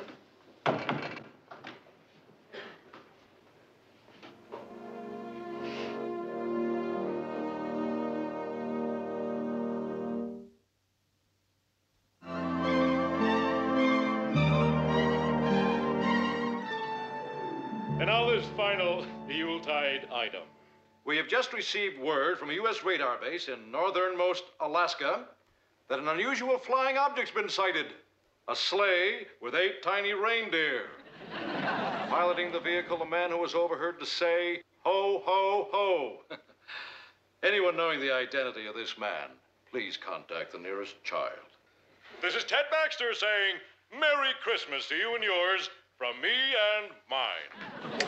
Harry, did you write that last part? No. As a matter of fact, that's the only news story Ted ever wrote in his life. He does it every year. He even had thousands of copies printed up for people who write in requesting it. He still has thousands of copies. Well, I better get going. Merry Christmas. You too. Oh, Mary! How could you let Fred talk you into working Christmas Eve? I mean, it's bad enough you can't go home, but working tonight. Well, it's all right. Look, Fred has a family to spend the evening with. Oh, his family isn't so great. They bought an aluminum tree this year. Well, Mary, guess I'll see you tomorrow. Okay. Mary!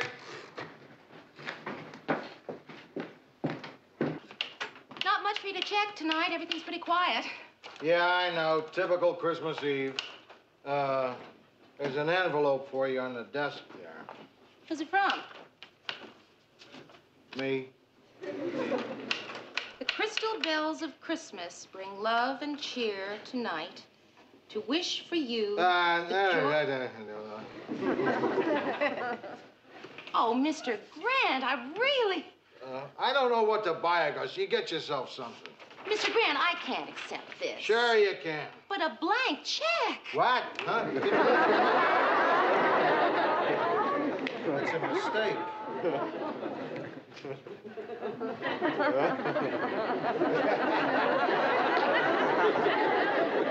Why don't I just wait outside while you... No. All I have to do is fill in an amount here.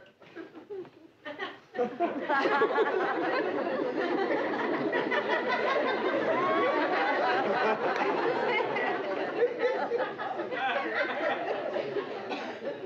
I have the card back, please?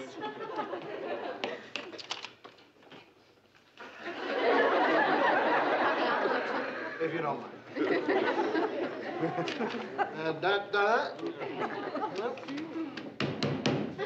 Merry Christmas. Thank you, Mr. Grant. Mary, it's none of my business why you're working for Fred on Christmas Eve. Yes, it is, Mr. Grant. You're head of the newsroom. No, I don't want it to be my business. Because if it is, then I have to feel responsible for you being here all alone. Oh, Mr. Grant, thank you. But I'm not going to be alone. The cleaning crew will be coming around. No, they won't. They don't work on Christmas Eve. Well, then there's the night watchman. There's only one man on duty tonight, and he has to stay downstairs in the lobby. Well, it's comforting, then, to know that there'll be somebody only 12 floors away. Look, I got some paperwork I can do. I'll stay. You go on home. No, Mr. Grant. You know, it would make it a lot easier on me if everyone would just stop feeling sorry for me and go home and have a Merry Christmas. Okay. I'll see you tomorrow. Okay.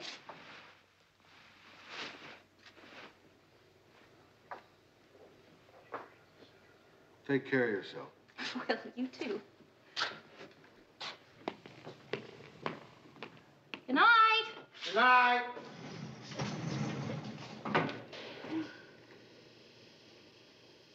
So,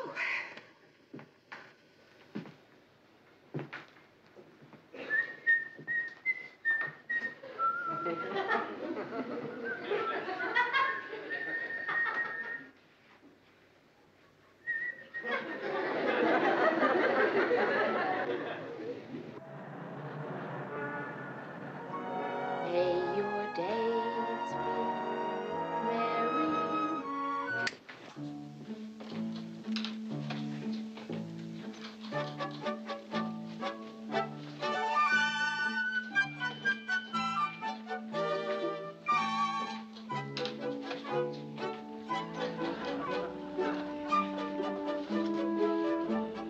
Hello there.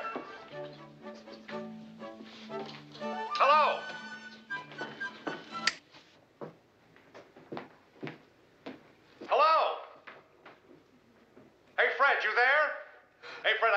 joke for you.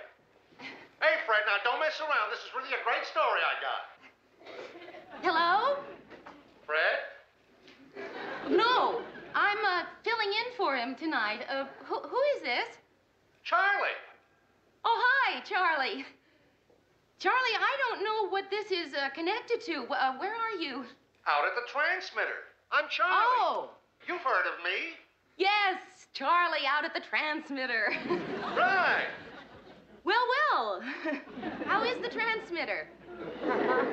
Sort of quiet tonight. Yeah, I know what you mean. I'm all alone here, too. Well, so long. Well, wait. Charlie, can't we talk or something? What about? Well, you said you had a good joke. Oh, yeah. There were these two guys, and they're walking down this big alley. What's your name again? Mary. I can't tell it to you.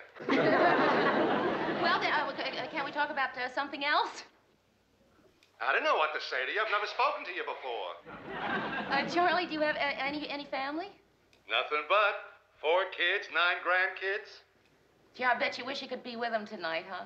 I will be in about 15 minutes. The whole family's meeting over my son Paul's place. Every year we have a real old-fashioned Christmas. He'll get the kids up, and they'll open up some of their presents. Do you have any family? Well, not tonight, I don't know. It was really nice talking to you, Charlie. Same here, and Merry Christmas. You too. Oh, over and out.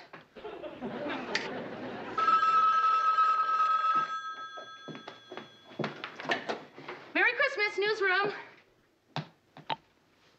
Hello? Hello?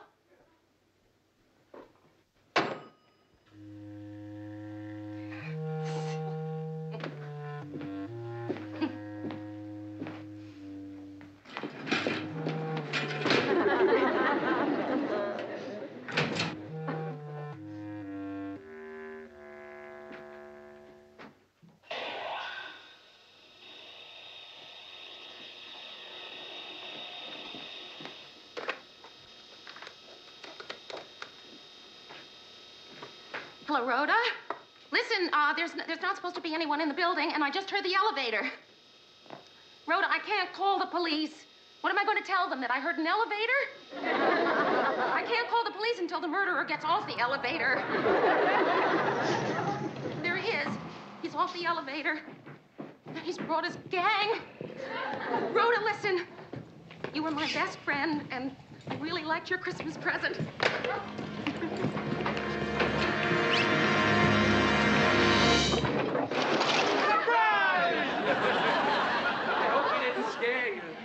We were going to call you, but Ted wanted it to be a surprise. Were you surprised? Was I surprised?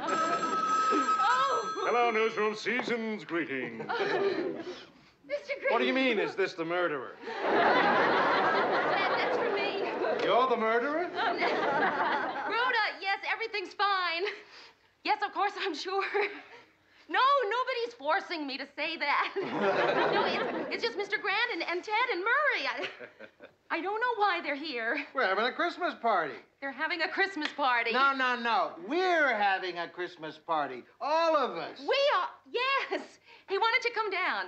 All right, we'll see you in a little while. Yeah, Merry Christmas to you, too. Bye. Oh, Mr. Grant. Oh, Murray, thank you. Mary. Thank you. Oh, Ted, thank you. Oh, Ted, I'm sorry.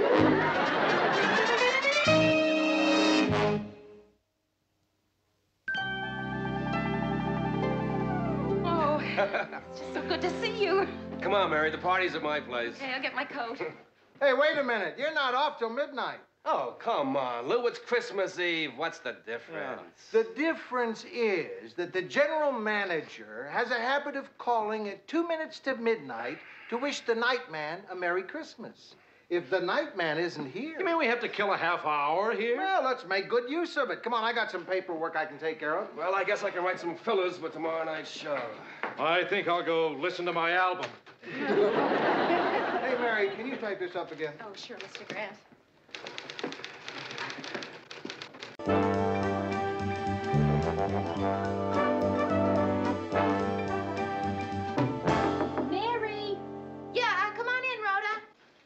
there. Can you give me a lift to work this morning?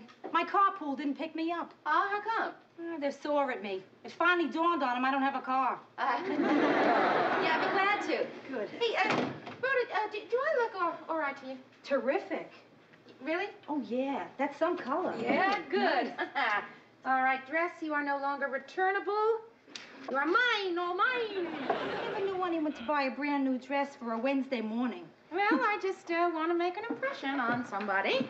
Really? Yes. Great. Tell me all about him. Well, he's got a terrific sense of humor and a great personality. Hey, that's how people describe me. He can't be too great. What does he look like? He also happens to be very good looking, slightly gray. Slightly gray. Where? His face? His suit? Around temples. Has he got a name? His name is Paul Arnell. Hey, well, you've met his brother, Howard Arnell. Remember I dated him a couple of times? Oh, that Howard, yes. But don't worry, Paul is nothing like Howard. I mean, I don't think Paul even owns a tie that lights up in the dark. So how did you meet Paul? I mean, did Howard introduce you to him? No, we're doing a series of interviews with Congressman Styron, and Paul writes his speeches, so we've met a couple of times, and he's coming by the office today, so... Yeah. Has he asked you out or anything? Well, he did once. I couldn't make it. I told him I was doing something. So tell him you've stopped doing it. Hello? Who? Oh, hi, Howard. Howard Arnell? Yeah, I did. I bumped into Paul the other day. Well, I don't remember giving him any message. Oh, unless you mean I told him to be sure and say hi to Howard. And you're just calling to say hi right back.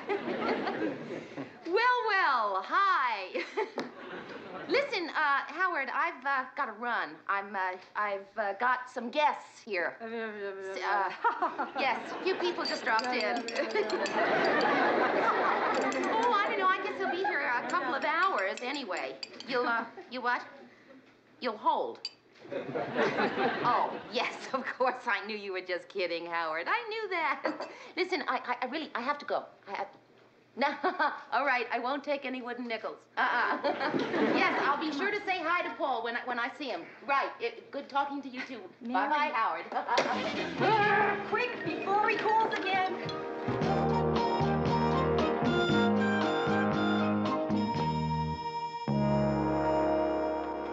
Mary, have you got Congressman Styron's questions for Paul Arnell when he gets here? Right on your desk. Good. You know, Murray, I've been meaning to ask you, just hypothetically speaking, if a man has asked a woman out and she couldn't make it, how does she go about asking him or getting him to ask her out again? Oh, well, it depends on who the particular man is and who the particular woman is. Well, nobody in particular. Any two people, just hypothetically speaking. Hey, is the hypothetical woman you? I shouldn't even have brought it up. There's something, kind of interesting about him. Who? Paul Arnell. Paul Arnell? Hey, he's great. Why don't you go out with him? Well, I don't know. Just came off the wire, Mr. Grant. Oh, thanks. Mary? Sir? Skip it. Skip what? Sit down. Mary, I know what you think of me. Same as everyone else thinks of me. All business, no time for sentiment. Tough, Lou Grant. Oh, no, Mr. Grant. I don't think that you're so, What? Well, usually I do. You're tough, Lou Grant. But underneath it all, Mary, I think of you like a daughter, which is saying a lot. Because I have 3 daughters, and one of them I don't even think of as a daughter. You're very sweet. In a tough sort of way. Right. So when I heard certain things around the office, I made certain inquiries so that maybe I could help you out with a certain situation. Well, I certainly want to thank you, Mr. Grant, but I don't know what you're talking about. Not what? Who? Paul Arnell. What? Fellow makes $13,000 a year, lives here in town, BA from Dartmouth, Military, 4 years in the Air Force. No, you served. Mr. Grant, I don't want to hear this. Marital status? Go on. Never been married. Thank you. Murray, you just couldn't wait to go and tell Mr. Grant about Paul Arnell. Oh, hey, it wasn't like that at all. Look, the man asked me a direct question, and I had to answer him. He said who, and I said Paul Arnell. Could you tell me why Mr. Grant would say who? Because he said, guess what guy Mary's interested in? Mary's interested in someone? Who? Don't tell me who it is. Just one of the initials. Oh, Ted. Oh, come on, Mayor. Everyone here knows but me. Mayor, how about you? Come on, what are the initials? All right, all right. The initials are P.A. P.A. As in Paul Arnell. Oh, as in Paul Arnell. It wouldn't be Peter or somebody, would it, Mayor? Okay. Everybody here is acting pretty cute, but let me tell you, if you're still acting pretty cute when he gets here, I mean it, I'm gonna quit. Mary, don't worry. We won't even be here. We'll leave, okay? Okay. Oh, hi, Paul. Hi. Arnell, good to see you. Paul Arnell, P.A. Paul Arnell. No, we gotta go now, Paul. Come I on, guessed Ted. it, didn't I? Didn't I guess it? Hi. Hi. What's the matter with your eye? Hi. No, it's gonna be all right. It's okay. Did you get something in it? Just a fist. I did. A what? No, nothing. It's, Paul, let me see it. pretty bad, huh? No, it looks pretty good. Oh, really?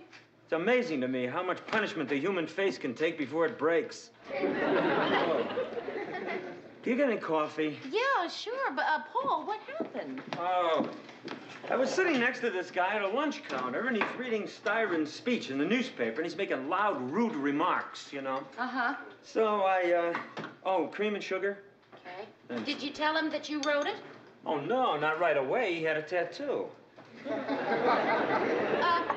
Paul, what has that got to do with it? Well, Mary, look, there are two kinds of people in the world. Guys with tattoos and guys who are afraid of getting hit by guys with tattoos. Well, did you, finally tell him that, you wrote the speech? Yeah. So anyway, I stab. I say, hey, look, look, my friend, I wrote that speech. Right? So he gets a little embarrassed, you know, and that's when he hit me. Well, you didn't get into a real, you know, a fight, did Fight? you? No, Mary, there was no fight. Good. It was more like a beating up. Well, at least you acted civilized. I mean, you didn't hit him back. Worse. I did worse. I kicked him. I mean, you know what I mean? All your life, since you're a kid, all you ever hear is men don't kick, not under any circumstances. And girls don't bite or scratch. Yeah, well, except during wartime, then maybe an enemy soldier would kick. Yeah, or bite or scratch even. Yeah, anything. well, but not a wholesome American boy. Right. Hey, Paul, that eye does look like it's beginning to swell up. Oh, really? Yeah. You put hot water or cold water on a swelling You go eye? sit down, I'll do it. Ooh! You know, I think I wrecked my toe. When you kicked him? Yeah, I missed him and I hit the counter. And I think I got him. I think he must have broken his fist on my face. Oh, yeah, oh, that's good. Other eye? He hit you there, too? No, it just feels good. Your eye?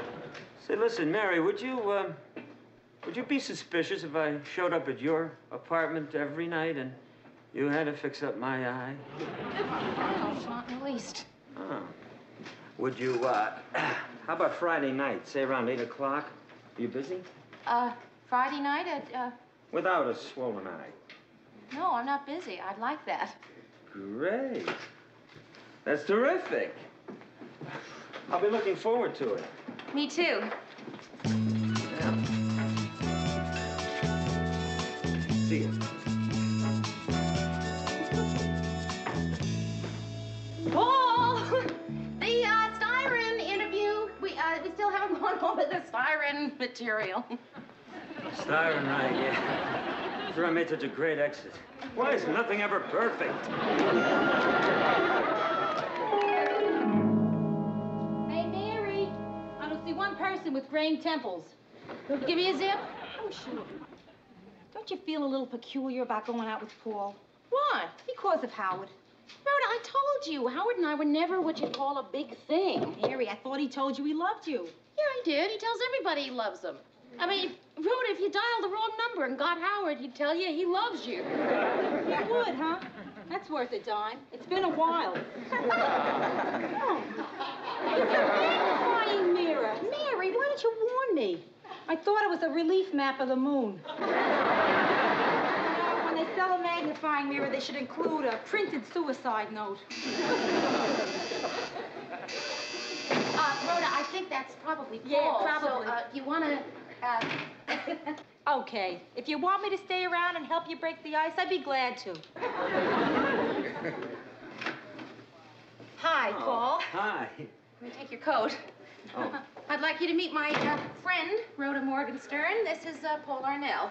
Ah. Well, hello, Paul. Nice to see you. Now, Mary didn't tell me she was expecting company. I guess I'll just be running along. Say, Mary, you know that package that was delivered? You know the one I mean. It has very nice wrapping. Very nice wrapping. Good night, Rhoda. Much nicer than its brother.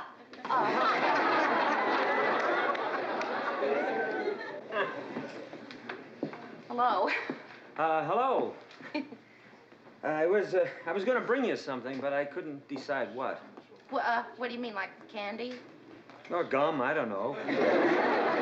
Something kind of first date-like. Look, I'll tell you the truth, Mary. I hate first dates. Oh, Paul, me too. I hate them. It's So would you every like to time sit down? There. Sorry. The first date craziness. Right. Sit down. Thanks.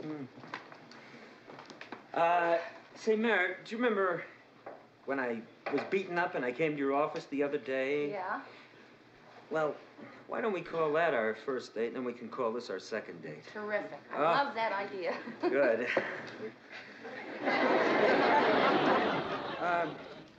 Also, listen, I don't want you to think I'm rushing into things, but it's just being our second date.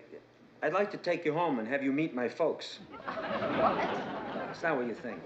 See, they're leaving for Europe tomorrow for 2 months, and I've just got to stop by. Oh, well, sure. I'd like to see them again. I met them once with Howard. Oh, yeah. Well, it's really not where I would like to take you on our first time out. Second time. You know, if this was our first date, in a couple of hours, I'd probably be standing right here, wondering, should I kiss her goodnight while I got her? Or should I just wait, take a chance? Maybe she'll invite me in. You know what I mean? All that stupid I stuff. know. Like, should I let him know that I wouldn't mind if he kissed me goodnight, or then would he think that I was, well, you know. Mary, just to get it out of the way. I want you to know, Mary, that I still respect you.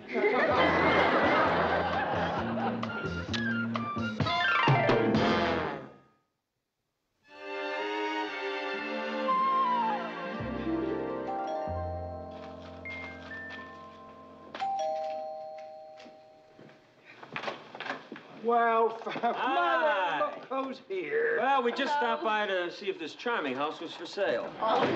Said you remember Mary Richards. Such a pleasant surprise. Well, Mary, what a coincidence. We were just talking about you the other day. Oh, really? Won't you sit down? Now, before you get settled, I got something to show you in the workshop. Howard's invented a new one. You may not know this, Mary, but our Howard is considered an innovative genius in his field. You know, I've never really been sure what his field was. I mean, I know he has something to do with bow ties that light up. That's it. The under $9 novelty business. Look at the cigarette box. Cigarette smoking may be hazardous to your health. Cigarette smoking may be... That's Howard. Hi. To think. Oh, Mary, you're standing on hallowed ground. Isn't this true, Mom? Right on this exact spot, in May 29th, 1968, Howard Arnell invented reversible socks. Plain on one side, Argyle on the other. Don't feel compelled to comment. A simple gasp will do. There, right up! It's a lovely home. Oh, thank you. Oh, who are all the kids? Oh, they're Howard. Where's Paul? Oh, here. It's not very good of him, but it's quite flattering of the Santa Claus. Would you like some coffee? Yes, thank you. Just black, please. It was a lovely idea of Howard's to have Paul bring you by. Oh, no, it wasn't Howard's idea. It was Paul's. Oh, really? But it sounds so Howard. So considerate. When was the last time you talked with him? With Howard, just a couple of days ago, as a matter of fact. How did he sound? Well, he sounded like Howard. What a lovely thing to say. Let me tell you, Mary, all we hear from our boy 24 hours a day is marry this and marry that. Really? Mm-hmm. His father said to me, when are Howard and Mary going to tie the knot? But I said, well, that's up to Mary. After all, she's Howard's girl. Very funny, Paul. I show him Howard's new musical razor that's already sold over 500 gross. All they can say is very cute, but does it play Melancholy Baby? Come on, Dad. Yeah, so I made a joke. I mean, I think it's great that they're selling. He made a joke. Sure, he made a joke. That's why he wouldn't go in business with me, because the whole thing is one big joke. Ha ha. Well, novelties are no joke to Howard. Brian, we have company. I'm sure to a big Ivy Leaguer like Paul, a joke of a business like novelties, well, how can it compare with writing out a lot of speeches for people? Well, now, Dad, wait a minute. It's not what you call just writing out a lot of speeches for people. Oh, Polly, he's just talking. Oh, yeah, Mom, I know. But I mean, I've got to say it. It's not what you'd call writing out a lot of speeches for people. It's trying to get the thoughts of a very dedicated and concerned man down on paper. Did you read Styron's last speech? His last speech? No, he didn't. Well, you should have. Look, all the New York papers said it was a turning point in Styron's career, and that with his kind of outspokenness, he could be a contender for governor in a few years, and after that, who knows, he could go any place, even the White House. Maybe even the White House, Dad. So when I'm writing for Styron, that's what I'm writing about. Well, as long as you're keeping busy. Well, it's good to be home. Well, listen, this is your bon voyage party, so let's wish you a bon voyage. And are you really looking forward to your trip? We're going to London, Dublin, Asia, and Paris. Tell me, is there something you'd like us to bring you back? Oh, well, that's very sweet, but no, thank you. How about some nice Irish lace? Howard would love you in lace. Mom. Well, he would. After all, Irish lace makes such a nice, you-know-what veil.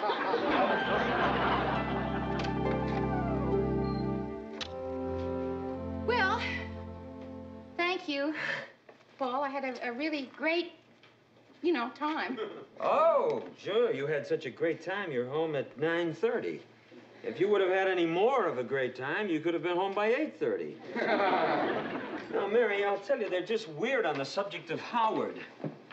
You know, that talk about you and Howard, I should have said something. No, I should have said something. It's just that it's a little difficult to tell a woman you're not interested in her son when you're staring into practically a shrine of his baby pictures. Would you like some coffee? No, thanks, Mary, no. I tell you, I'm going back to the house. What, now? Yes, right now. Those two people are leaving for Europe tomorrow for 2 months. Now, I don't want them spending another 60 days thinking you're Howard's girl. Do you want to come with me? Well, I don't know. I think I'd probably feel a little funny. Well, okay, if you feel funny, but I've got to go back there. He walks up the stairs to the door, hoping she'll follow. He looks back. She gave him an encouraging smile. Then she made a decision. She's going with him. And a moment later, she's there by his side. Taking his arm, she turned out the lights. And they walked wordlessly into the night.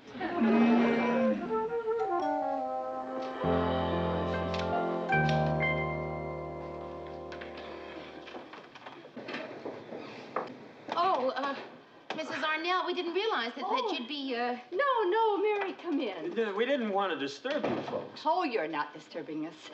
We were sort of hoping you'd pop back, weren't we, Brian? What do you mean, tonight? I don't know how to start here. Yes, I do. Listen, Mom, Mary is my date. She's not Howard's girl. Does Howard know this? Mrs. Arnell, you know, I went out with Howard exactly 3 times. He asked me out a 4th time, which was about 11 months ago, and I said no. Are you trying to tell me that your plans for the marriage are off? Yeah, I think I could safely say that the plans for the marriage are off. Well, as long as you're here, you may as well sit down. So, Mom, what are you, looking in slides, huh? I don't know. Oh, yeah. Yes, you were. You were looking at slides. So, Dad, where'd you get all these viewer things? Howard got a deal on him, so he's trying to work him into something musical. Hey, there's a nice shot. That's Dublin. I thought that you two had never been to Europe, Mrs. Arnell. Mr. Arnell, I thought you two had never been to Europe. We haven't. These are places we're going to visit. So we'll recognize them when we get there. Come on, Mother. Look at slides. It's getting late. Okay, here we go. Viewers up, everybody. Everybody click to number 1. Everybody got number 1? Yeah? Good. Gee, this certainly is beautiful. Where is it? Looks like Disneyland. No, Dad. It's the Kremlin. Well, we're not going there. Number 2, everybody click to number 2. You can click all you want, but I'm not going. You're not what? I'm not going to Europe, Brian. That's all, period. What are you, crazy, Mom? What do you mean you're not going? She's going. Click to number 3, everybody. Number 3. Click, click, click, Brian, but I'm not leaving my 2 sons alone in America with that. Well, I'm just not leaving my 2 sons alone in America. Oh, Mom. Mrs. Arnell. I don't want to discuss it. No, Mrs. Arnell, really. I mean, I don't have any designs on your sons. I mean, Howard and I never did have any kind of relationship, and Paul and I are just on our first date, so we don't even know how we feel about each other, so go. Wrong. Speak for yourself. I know how I feel about you. I'm crazy about her. 4. Everybody click to number 4. That's a nice clear shot, isn't it? That's Paris. Wait for me, Brian. Let me catch up. All right. Now, this thing here, of course, is your Eiffel Tower. Wouldn't Howard love to see this? I miss him already. Ah, maybe you could take him with you. 7. Everybody, let's click right on to 7. Everybody got number 7? Yep.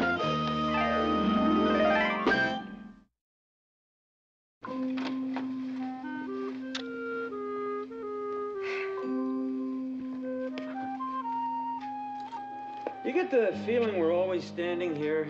Yeah, well, sort of, yes. Well, here we are.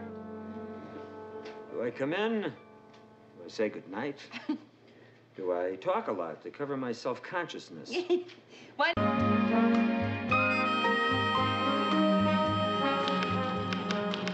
Hey, Mary, it's Friday. What do you say we go out and buy ourselves a nice lunch? Oh, gee, I'd love to, Murray, but I just don't think I can afford it. Oh, well, maybe I could lend it to you.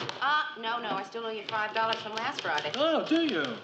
Yeah. Don't you remember we had lunch at Quo Vadis? Alfredo's. And I ordered lobster thermidor. Lobster Newburgh. And so you lent me some money, remember? No, I'd completely forgotten. We having the old Friday luncherino, gang?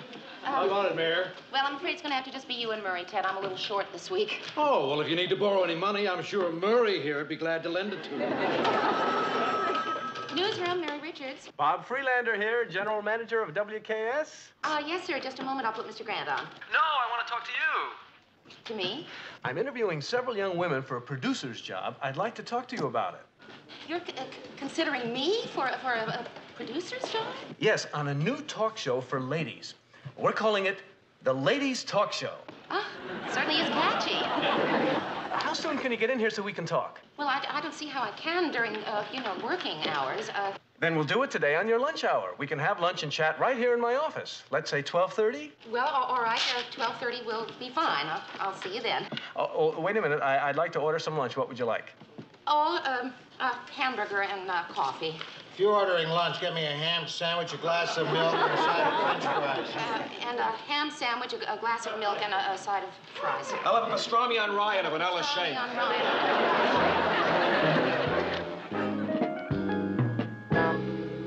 Is it good news or bad news, Mary? Phyllis, since when do you greet bad news with champagne? Champagne, Mary! I didn't know they even made it in Idaho. So, what's the news? So, the news is that I have been offered a new job to produce a women's talk show at another television station. Mary, Yes, producer! Oh, that's terrific! It means a lot more money. It means my own office and a private secretary. Hey, and you'll meet new guys, and you'll be able to afford a whole new wardrobe. Right? And I don't want to do it. Oh, yeah. Money, guys, glamour, who wants that? If you don't want the job, then why the champagne? Because I'm going to have to take this job. I can't afford not to. So I am trying to convince myself that I'm really happy about it. So why don't we have some champagne and celebrate my new job? Why don't we? Because I don't want a new job. I mean, I will be leaving a lot of people that I love, and I feel like a traitor to Mr. Grant. Oh, that's ridiculous. Your only loyalty should be to yourself. But Phil, Mr. Grant took a big chance on me. I mean, when he hired me, I was completely inexperienced. That's like saying that I owe Lars something for marrying me because I was completely inexperienced. Mary, take the job. You owe it to yourself. Just don't know. Mary, look, if you don't want to leave, go into Lou Grant and demand a raise. Oh, Rhoda, I could get a raise. What I need is a raise. It's painfully simple. There are two choices here. A, Lou Grant meets your price, or B, you quit. You're right. It is. It's painfully simple. Well, I guess we don't need this yet. Hey, Mary, next time you throw a party, would you let us know beforehand if you can open the bottle? You know, Murray, maybe I don't need a raise after all. I mean, I'm going over my budget here, and I figure that on my salary, I can't possibly make it. But somehow, this month, I did. It's fantastic. It came out even, right down to the penny. Well, almost. Did I pay you back the $5 I owe you? Oh. I do need a raise, don't I? Newsroom, Mary Richards. Oh, hello, Mr. Freed. No, I haven't made that decision yet. $20 a month for gasoline, that's not bad. Yes, sir. I understand that you'd like an answer soon. Hey, Murr, this girl throws away more money on food than I spend on booze. It's just that it's not quite as easy to come to it. You know, there are other factors to consider here. $25 a month for dry cleaning? Well, that includes my laundry. Listen, I'll try to get back to you this afternoon. Would 10 minutes be all right? All right, I'll talk to you then. Goodbye. Never make it. I know. Mr. Grant? Could I speak to you for a minute? Sure, come on in. Mr. Grant, the reason that I have been going over my budget is I have been offered a new job. It's over at WKS to produce a ladies' talk show called the Ladies' Talk Show. You knew? Well, the broadcasting industry in this town is like a big family. Everybody knows what everybody else is doing. For example, Bob Freelander undoubtedly knows that this morning I went to our general manager and told him I wanted to give you a raise. Oh, Mr. Grant, that's just wonderful. It would have been, but he turned me down. Now, before you get on the phone and try to tell Freelander that you'll take his job, let me give you a word of advice. Don't. Give me a good reason not to, please. Mary, it's cold out there. Everyone's jockeying for position, ready to cut each other's throat. Is that what you want? You guessed it, Mr. Grant. I want to go out there and scratch and claw for power. I'll stop at nothing in my ruthless fight for the top. Mary, it's dog eat dog in this business. That's what I'm trying to tell you. I thought you said the broadcasting business was like a big family. I didn't say it was a nice family. Mr. Grant, we both know what has to be done here, and it would make it a whole lot easier for me if you would be the one to say it. Mary, you are going to have to quit me. Couldn't you just have said quit the station or just plain quit? Well, I guess I said that because I hired you. Not the station, me.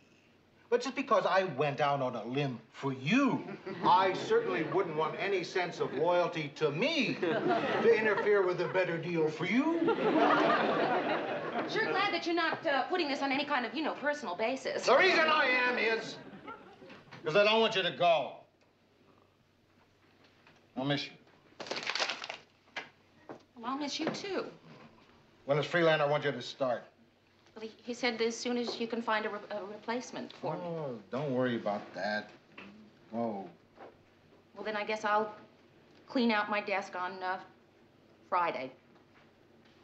Okay. Hey, I want to give you a going-away party. Who usually arranges for those things? I do.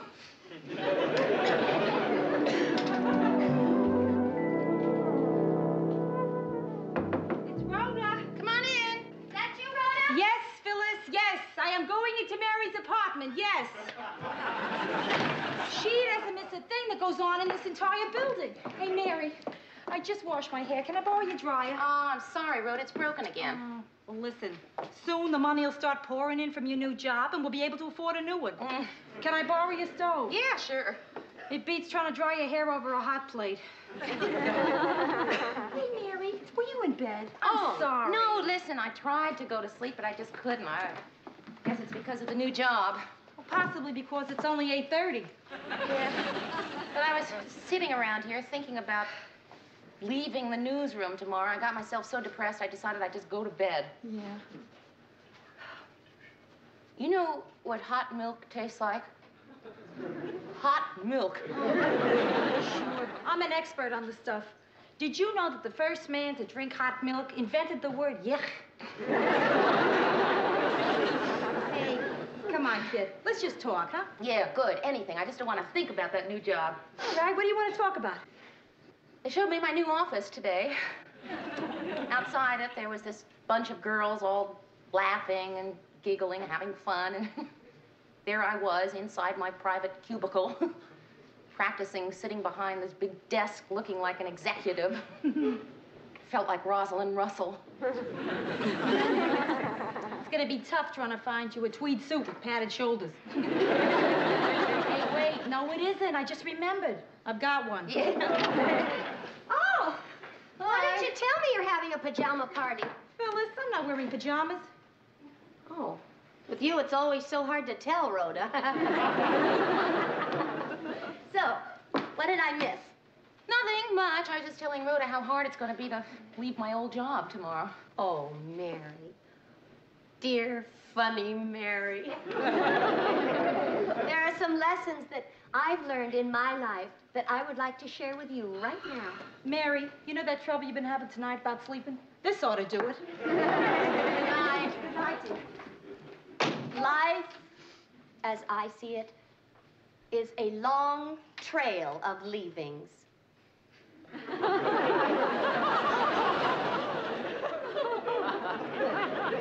What I mean is, you leave school, you leave home, you leave jobs.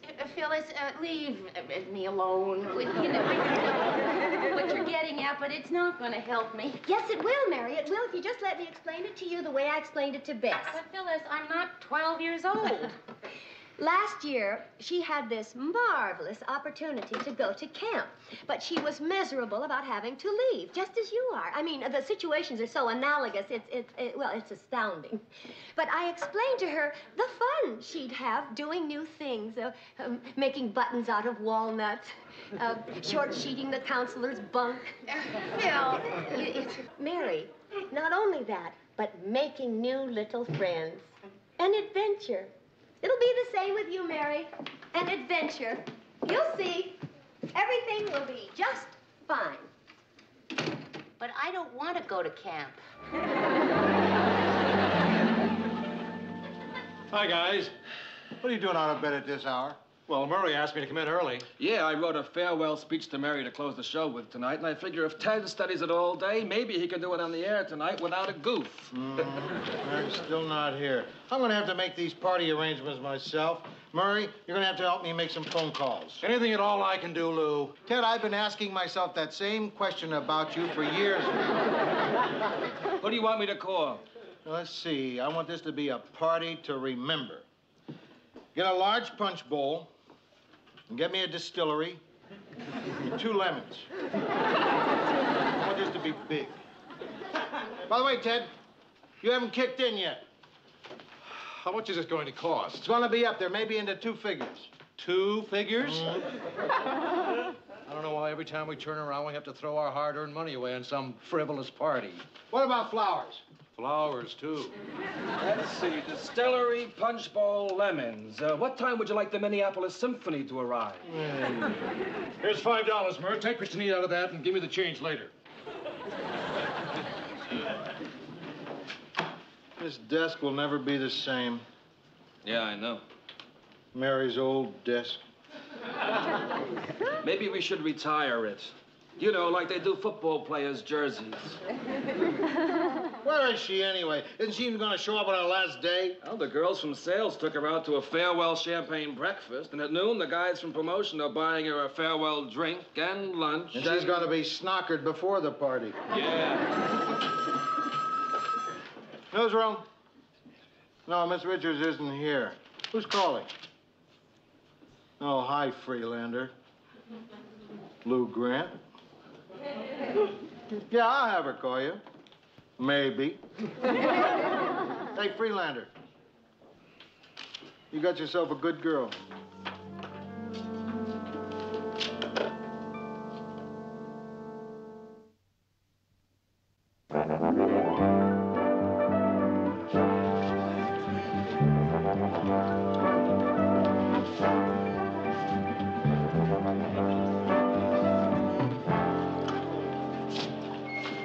You'd think Mary would be back from lunch by dinner time.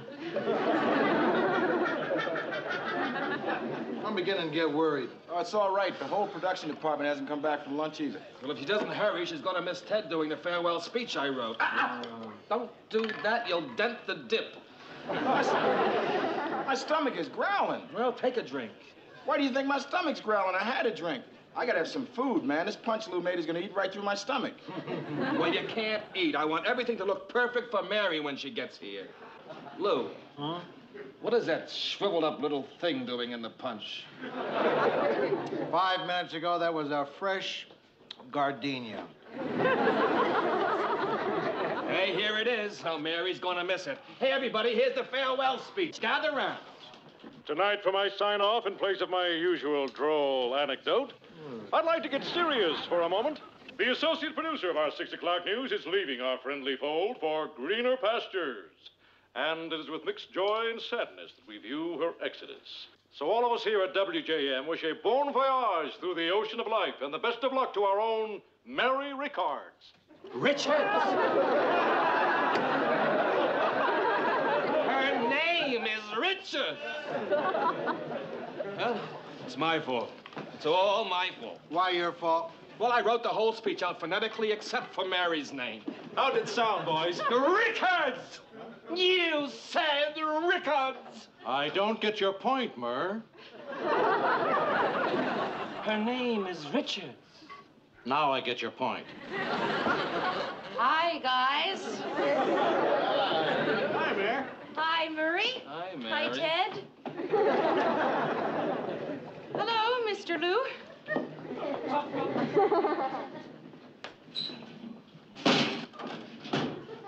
Did you have a nice lunch? Oh, you know. All I know is that the service must have been rotten. You've been gone for over 6 hours. Is there anything new around here that I should know about? Not much. Your new boss called.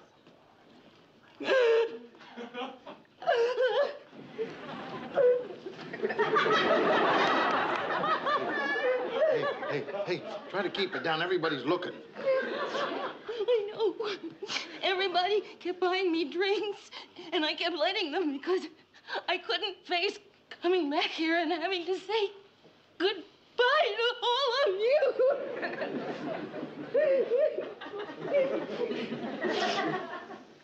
I will be just fine. Just give me a moment alone. Don't worry. I will not embarrass you. You good old boss. It's gonna be some party, baby. I'm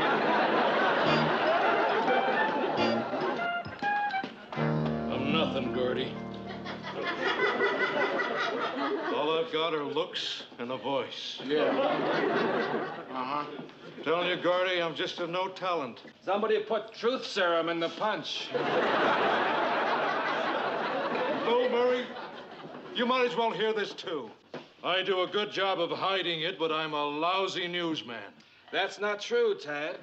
You don't do a good job of hiding it. Get yourself together, man. You're being too hard on yourself, Ted. No, he's not.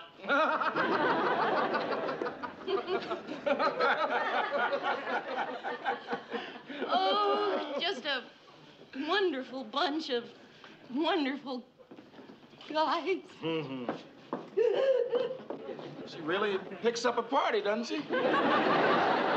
I should have stayed with what I started out to be. The only thing I ever really wanted to be. A male fashion model.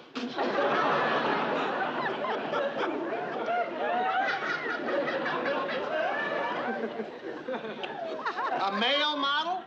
Well, if he wants to be a model, I guess that's the best kind to be.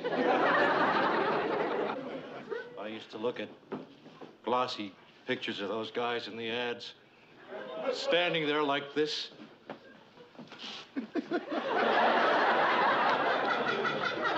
How do I look? Sober? Sober. I think it's happened. What's happened? I've built up an immunity to booze. Lou, Gordy. Yeah. Now, I am in the presence of men, real men, and I know I can trust you. Yeah, uh-huh. Well, now, I have been happily married to the same woman for 10 years. You know that. Yeah. But every once in a while... Hold it, Murray. I've been here a few times. In bars, at various parties. People sometimes say things at times like this that they later wish they hadn't. Yeah. So I'd like to stop you right now from mentioning any names. Marie McGuire. You tried. I didn't hear it. Marie McGuire. She was a pom-pom girl in college. Oh, boy, was she something. Blonde hair, blue eyes. Blonde hair, blue eyes. Marie... That's your wife. Yeah, I know. Isn't it terrific? It's gonna be one of those big parties.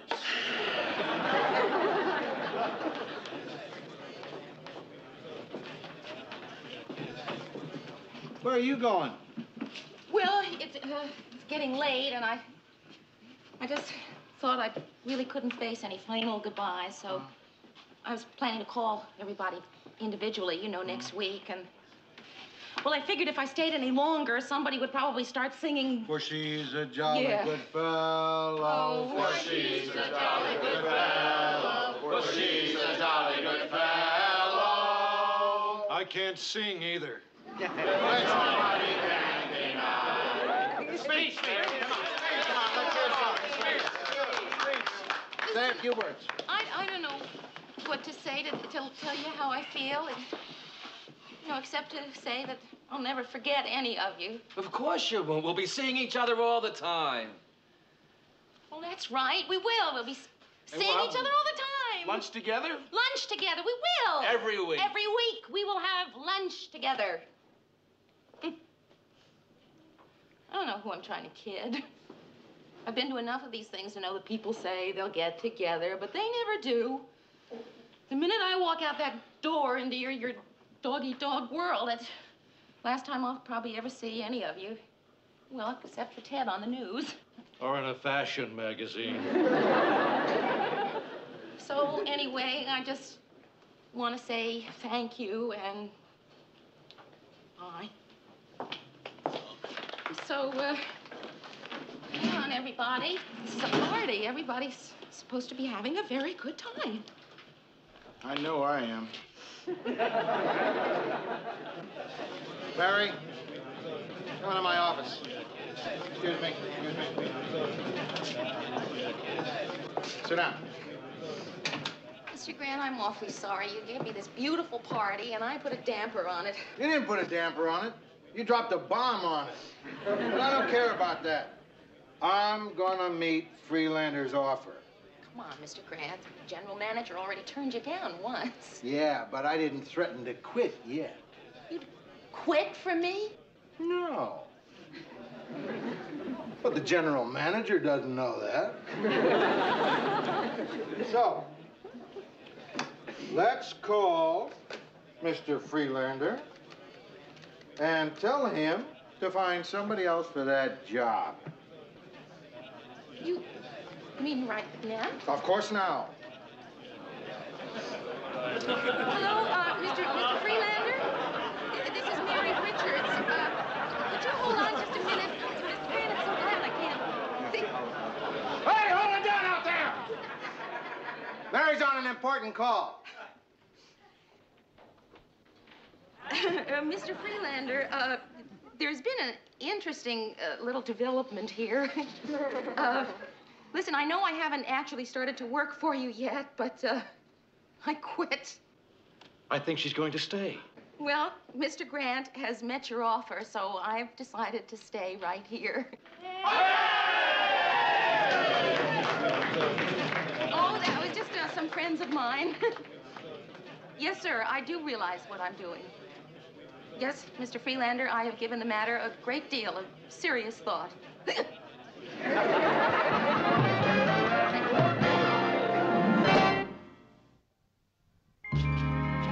Hiya, Ted. Oh, hi, Mayor. Oh, Mayor. I just want to personally tell you how pleased I am that you decided to stay. Oh, thank you, Ted.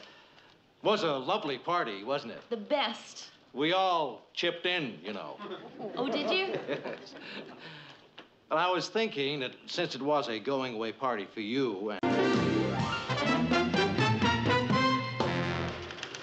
the lighter side of the news, Mr. and Mrs. Ira Kamansky of 62 Glendale were rudely awakened when a 2-ton truck veered off the highway into their bedroom, stopping only inches away from the foot of their bed. Both are being treated for shock. That's the lighter side of the news? Let me know when they get to the story on the apartment house fire. I want to see what kind of film the new cameraman came up with. I'm glad you finally gave Alan an assignment. Lou, you sent the kid out on a big story like that? You got to start somewhere. At around 4 this afternoon, fire broke out on the top floor of an apartment house on 3rd Street. It took 2 hours to get the fire under control, as you can see in this exclusive film report. Mr. Grant, here's that film you wanted to see. 2 families were trapped on the roof. Shouldn't Alan have taken pictures of the people on the roof? Or at least the fire. What is that? Oh, it's a brick. It's a close-up of a brick. And it's got ants crawling all over it. The smoke became so thick in the halls that the frantic tenants were urged to jump into the safety nets below. What's that? It's a brick. With ants crawling all over it. I can see they're ants. I want to know why we're showing them instead of the fire. Mr. Grant, maybe Alan's camera slipped. Murray, why did you let this film go on? Did you think this was a National Geographic special? Don't blame me. The kid brought the film in as we were going on the air. And it just didn't occur to me to check to see if there were any ants on it. Mary, where is Alan? Well, he's in the control booth, I think. Tell him I'd like to see him when he gets a chance. Alan, Mr. Grant would like to see you when you get a chance. Tell him to be sure he gets a chance within the next 20 seconds. You better make it right away. And that's the news till now. This is Ted Baxter saying, God bless and toodaloo.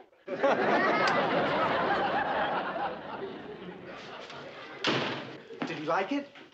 Well, it's, you know, it's sort of hard to tell whether Mr. Grant likes something or not, Alan. But I think he can probably tell you better than I can. Thank you. Come in. What were you sent out to cover? The fire? That's right. Now, I'm telling myself that this is your first job, so maybe I'm expecting too much of you to know a fire when you see one. Fire is where there's a lot of smoke. Fire is what those big red trucks are usually parked in front of. Fire is red and hot, and the fire is news. I know what a fire is. Okay. I know what happened. You put the wrong lens on your camera. You thought you were shooting the whole building, but you were getting a close-up of the ants. It was an accident. It wasn't an accident. What? Well, I was making a comment by showing the ants. You did that on purpose? I was showing how just a few feet away from the fire, life goes on.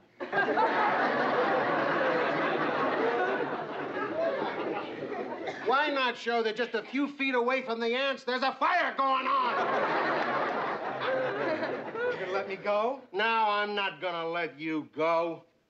Like it or not, I'm gonna have to make a news cameraman out of an insect freak. For one thing, I'm short a cameraman. For another thing, well, you know. Okay, if that's what you want, I'll give you film like the rest of the news shows. I'd like that. We've never had film like the rest of the news shows. And another thing, you're on call around the clock. I want you to keep us posted where you are every minute. I'm gonna work your tail off. I hope you've found some inspiration from our little chat. Yes, sir. Hi. Hey, Alan, how's the boy? I got really royally chewed out. I guess you heard. Oh, did you? No, you can't ever hear what goes on in Mr. Grant's office. No, my machine makes so much noise. Hey, Mary, has my wife called? No, not yet, Mr. So, listen, you got chewed out. We've all been through the same thing, right, Ted? Right. So don't worry about it. Say, how'd you like to come home with me and have dinner with my wife and me tonight? Oh, no, thanks. Thanks anyway, but... Okay. Good night. You shouldn't be alone, kid. What you need is some company. Now, I've got a manicure. You want to come and watch? Oh, maybe some other time. Thanks anyway, Mr. Baxter. Good night, Mary. Good night, Ted.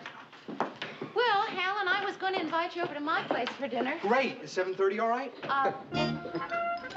Yeah. Hi. I thought I heard you. Oh, I didn't realize I was setting the table so noisily. Mary, have you by any chance seen Bess? She's late coming home from a Girl Scout meeting. No, I haven't. Not that I have to know where she is every minute, but she is 20 minutes late. Uh-huh. Are you having Rhoda for dinner again? No. Oh, I see. But you have a place setting for two. Yeah, that's right. You see, sometimes I like to switch places in mid-meal. You don't want to tell me. That's quite all right. You're entitled to your privacy. I don't care who you're having for dinner. Since I don't care, why don't you tell me? It's just a kid who's new at the office, and he had a run-in with Mr. Grant today, so I thought I'd bring him home for dinner and try to cheer him up. Oh. Hi. I'm defrosting and I need some ice cubes. Yeah, sure. Help yourself. Have you seen Bess, Rhoda? She's late getting home from a Girl Scout meeting. Hey, maybe she's trying for her staying out all night and not telling Mommy merit badge. Not that I'm concerned, mind you. I believe in giving a child her independence. Hi, Alan. Come on in. Alan, I'd like you to meet my friend, Rhoda Morgenstern. Hi. Hi. This is Alan, Stevens. Alan Stevens, and this is Phyllis Lindstrom. Ma'am? Excuse me just a minute. Call me Phil. Everyone does. I don't. A lot of my young friends call me Phil. Okay, Phil. Some of her really young friends call her Ph.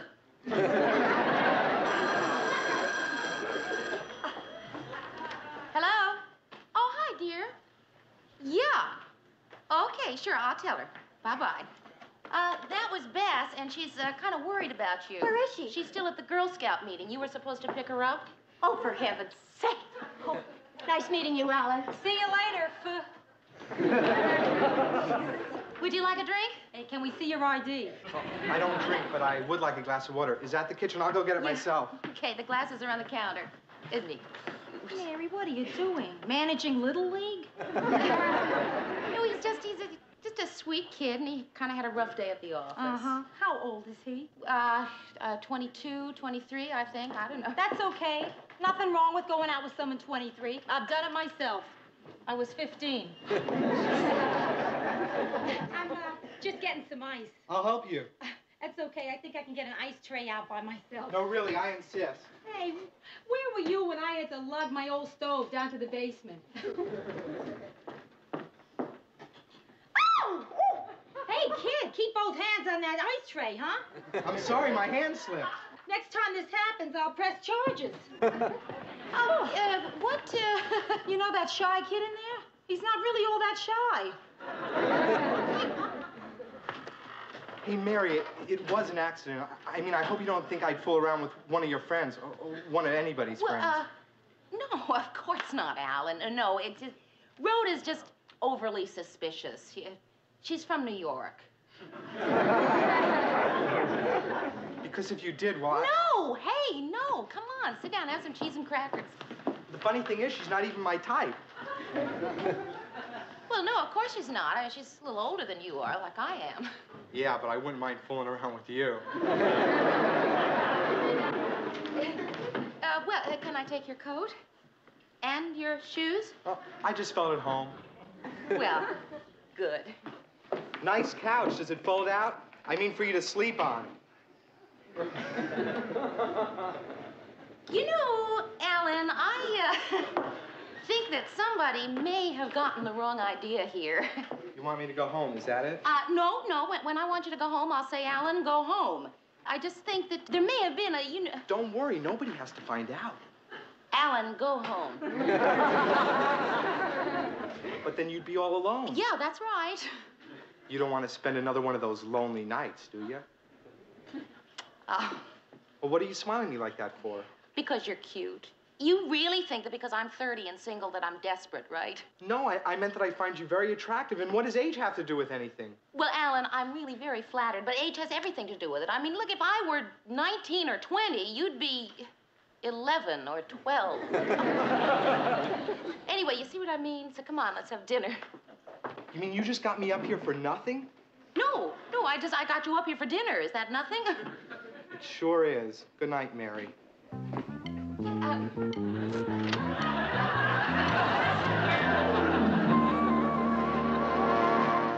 Alan, if you're trying to make us believe that Mary would invite you up to her apartment and then try to come on with you, forget it.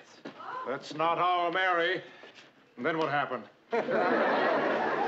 Maybe I said too much already. You're right. I think I'll walk you to the studio, Alan. And then what happened? Good morning, all. Oh, hiya, Mary. How'd it go last night? How'd what go? Oh, you had dinner with Alan. Oh, fine. Murray, how did you know that I had dinner with Alan? I didn't invite him until after you left. Oh. Well, he mentioned something. Oh? What did he mention? Well, nothing, Mary, nothing. Well, you know. No, I don't know. Well, I didn't believe him anyway. Mary said that. And then what did she do? Oh. Hi, Mary. Alan, could I see you for a minute? Sure, Mary. Alan, I would like you to tell Murray in front of me exactly what happened last night. I'm sorry. You're right, Mary. I should have kept my mouth shut. It was just dumb bragging. I'm sorry. Brag! Alan, you... Oh, Murray, you... I would know it. Nothing. It was... Oh, Ted.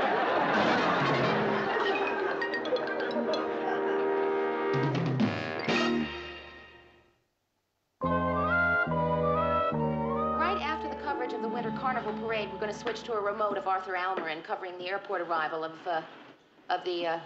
Anything you say, Mayor. Ted, you have to get all this down in 15 minutes. Have you heard anything I've been saying? Not a word. Mary, I want to talk to you a minute. Yeah, I'd like to talk to you too, Mr. Grant. Mr. Grant, I would like to talk to you about Alan. Yeah, I know what you're going to say. You do? Yeah, you were going to say I was too rough on him yesterday. Well, no, not exactly. Yes, you were, and you're right. Mary, I'm not the most patient man in the world. Well, no, that's not true, Mr. I said I'm not the most patient man in the world. Well, that's true. But Alan isn't exactly the easiest person to be patient with. Mr. Grant, I don't know how else to tell you this other than to just come right out and say that Alan has been going around the station telling people. Yeah, he's my nephew. It's true. He's my sister's kid. And Mary, that's why I gotta ask you a favor. Asking favors isn't something I usually do. I'm not good at it. Boy, I'll say I'm not good at it. I forgot my manners. You want a blast? What that kid needs is a little understanding and compassion and all the rest of that bull. You can handle that, and I can't. Okay? Okay, what? Will you do me that favor? What favor? Boy, I told you I wasn't any good at this. I don't know how to ask for favors. I can't do it. Forget the favor. Okay. I'll make it an order. I want you to be understanding and sympathetic and compassionate to that kid. You got it? Oh, Mr. Grant, if it were anybody other than Alan... If it were anybody other than Alan, I'd fire him. You see, she's my only sister. And I owe her something. Oh, all right, Mr. Grant, I'll do my best. The reason I owe her something is 2 years ago, I fired her husband. What for? Now, let me tell you the worst part. Mr. Grant told Alan that I volunteered for the job. So you can imagine what Alan thought. So tell him you didn't volunteer. I told him. He didn't believe me. He asked me what time I wanted him to come over tonight. So you should have told him you don't want him to come over tonight. I told him, and he said, how about 8:30? You should have told him you wouldn't be home. I told him, and I'm not. I am not going to be home. I'm going to a movie. You want to go? Yeah, I would. He'll only be back tomorrow. What do you plan to do, go to a movie every night? Of course not. One night I'll go to a play, and the next night to a concert. I always did want to learn how to play pool. What do you expect me to do, Phil? It's so elementary, I shouldn't even have to say it. But he only comes on when it's absolutely safe, with women who wouldn't ever be attracted to him. Only you, Mary. And me. You? When did he ever come on with you? When we first met. I picked up the vibrations when he came on with "Hi, Phil," not "How do you do, Mrs. Lindstrom." Ma'am. He said ma'am. Believe me, Mary, if that boy ever thought someone was going to take him seriously, he would run for the hills. I think I see what you mean, Phil. In other words, if I pretended to be really interested in him, it would scare him off, huh? Exactly. Not in a million years. That is the dumbest idea. Dumb. All right, Mary, all right, all right. Let people give you a lot of modern ideas on how to handle this. As for me, give me good old-fashioned common Freudian psychology anytime.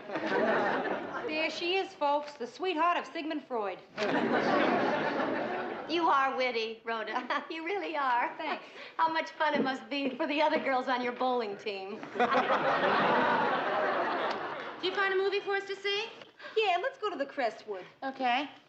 We're going to the show. I think I'll go upstairs and change. Wait. I want to go with you. I'll wash the coffee cups, Mary. Oh, would you, Phil? Great. I don't want to take a chance of being here in case Alan arrives. Mary, you wouldn't think my idea was bad if you read my copy of Post-Adolescent Social Trauma.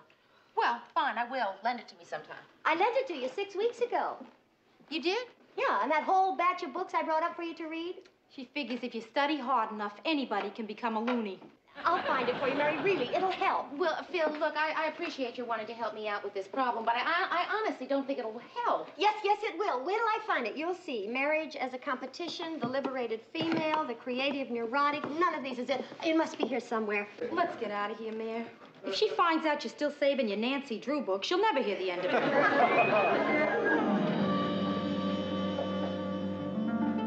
Hi. Oh, hi. Is Mary here? She went out. Oh. Alan. Yes? Why don't you come in and wait for her? Okay. I don't see how she can say it's a dumb idea. It's right here in black and white. What is? Nothing. Is she going to be right back? No.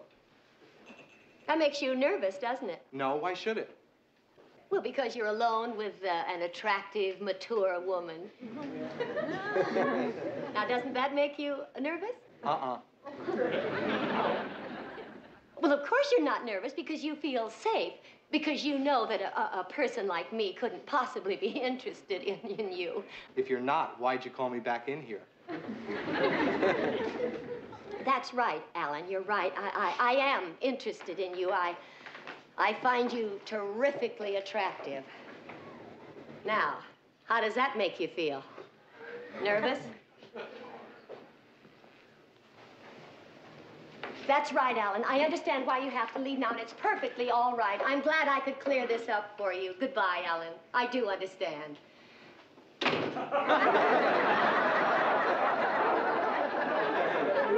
What I don't understand is why you're on this side of the door. I don't think it's too tough to figure. You just finished saying that... You take one more step, I'm calling the police. Hey, wait a minute. You just said that... Yeah, there it is. You took a step, I'm calling the police.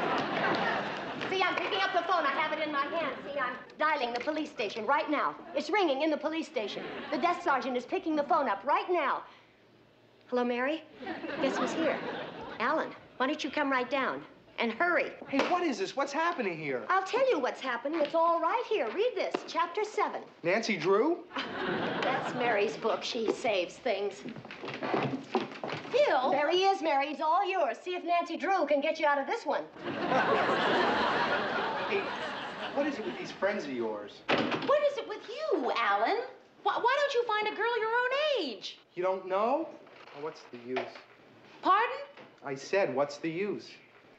I don't have a quick comeback to that question. I'm a phony. I'm not a man. I knew it since I was 12. Alan, who knows they're a man when they're 12? There's something wrong with me. You bet there is. You don't understand. You see, I've never... I mean, when the other kids were... I wasn't. Well,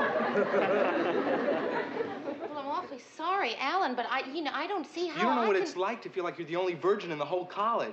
Well, as a matter of fact, I do.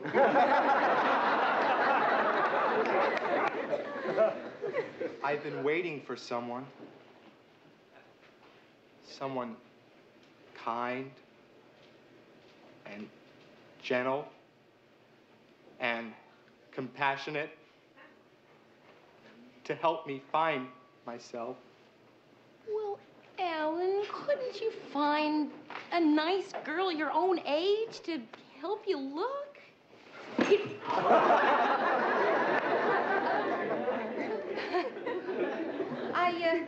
I didn't know that all of this was behind all that craziness. Send away whoever it is. I need to talk to you tonight. Alan, I really do have to go answer the door. Who is it? Lou Grant. Where is he? Who, me? You. Guess what? A brewery blew up tonight. I know because I saw film of it on one of the other stations. Since you weren't there, we don't have a single foot of film on it. Not even a lousy ant crawling around in a bear suds. Mr. Grant, how did you know that he was here? He left a message with his answering service saying where he'd be and that he didn't want to be disturbed. I don't know how to break this to you, but I may end up disturbing you. Mr. Grant, could I talk to you for just a moment, please? Mr. Grant, Alan has problems. He really does. What's he been handing you? What have you been handing her? Mr. Grant, please.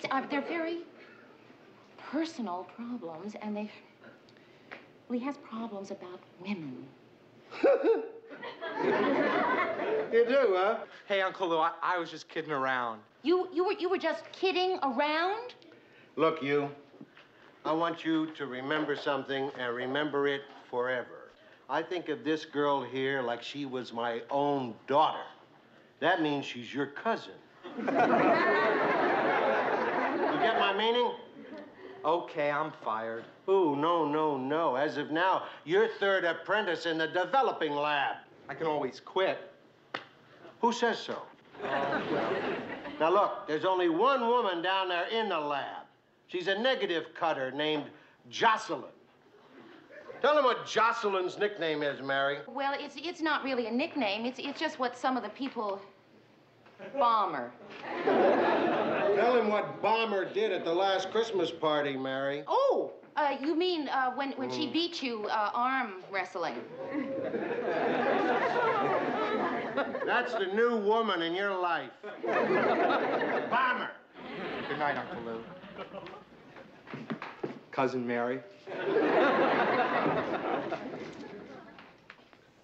Hey, I want to apologize. I mean, he's my family and all Mr. that. Grant, no, please. There's no need. I understand. Look, every family has someone like that. No, you don't understand. In my family, he's the cream of the crop. Good night, Mary. Good night, Mr. Grant.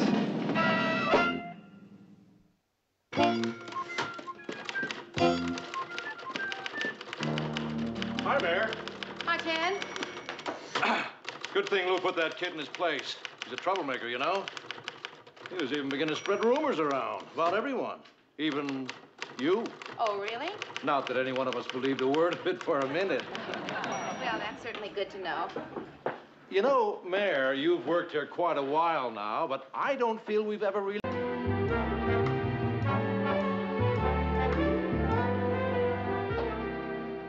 Hi, Mayor. Good morning, Murray. You want to go ice skating at lunchtime? Oh, well, I brought my lunch. Oh, come on. Well, no, Murray, I tell you, when I skate, I just sort of like to... You know, and you always want to... Oh. It's all right. Have a nice, happy little day. You too.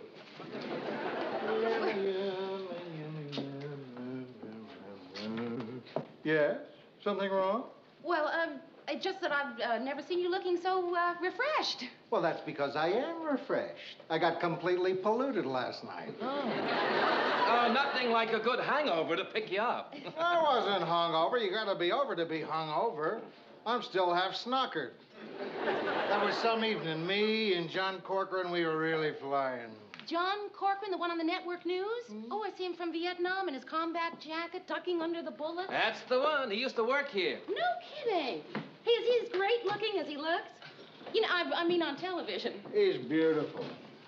That's coffee. Like last night, about 2 a.m., we're in this place, see, and John orders sake, Japanese wine, right? Yeah? Now, understand, we're not in some quaint little Japanese restaurant. We're in the Lucky 7-Eleven Bar and Grill, a saloon. Now, the bartender at the Lucky 7-Eleven doesn't get this request very often. But John just stands there looking him straight in the eye. And the bartender got him the sake. No, he threw us both out. Mr. Grant, I seem to have missed the point of the story. The point is, I haven't been thrown out of a saloon in years. And John managed it. That's what I call a newsman. Well, if that's what you call a newsman, what do you call this? Hi, guys. What are you doing in so early? I'm in because I'm upset about being wakened at 2 a.m. by an obscene phone call. I've never had anyone say things like that to me. What are you telling me about it for? Because it was you. Yeah. Hey, I'm sorry about that, Ted. It's just that whenever I'm with the really first-class newsman, I get furious thinking about you. I'm glad he apologized. I think it cleared the air. Newsroom. Yeah. Yeah, okay. That was the receptionist. She sounded like she was doing deep breathing exercises. John must be on his way up. Now, look, everybody. I know John, and even though he is kind of a famous guy and won a lot of awards, don't make a big deal over him, okay? It would only embarrass him. Dun, da, da, da, da, da, da, da, da, da, You still can't say hello like other people, can you, Murray? You see, what did I tell you? He's embarrassed. How are you? What are you doing up this early? Don't you remember, Lou, last night we were sitting on the curb in front of the Lucky 7? You said I could use my old desk if I needed it. But it's occupied. Oh, was this... Well, all the desks are occupied. I mean, I never use mine. I'm Mary Richards. John Corcoran. You gonna be around later? I'll buy you a sandwich. Fine. Maybe we can get thrown out of a luncheonette. No, you can't, Mr. Grant. You're having lunch with the sanitation commissioner. Oh, yeah. Talk about garbage over lunch. Sorry, John. Well, look, as long as I'm chasing you out of your desk, gonna take you to lunch? Yes. Good. Well, I guess you can take care of yourself. After all, it's just a lunch. Come on, John. Come on. Lunch. Lunch. Murray?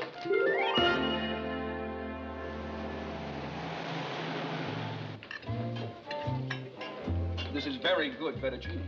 Sure you don't want to try it? No, thank you. I've got this little meat patty here.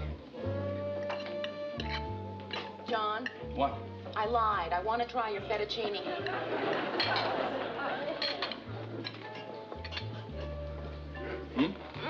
More? Oh, no.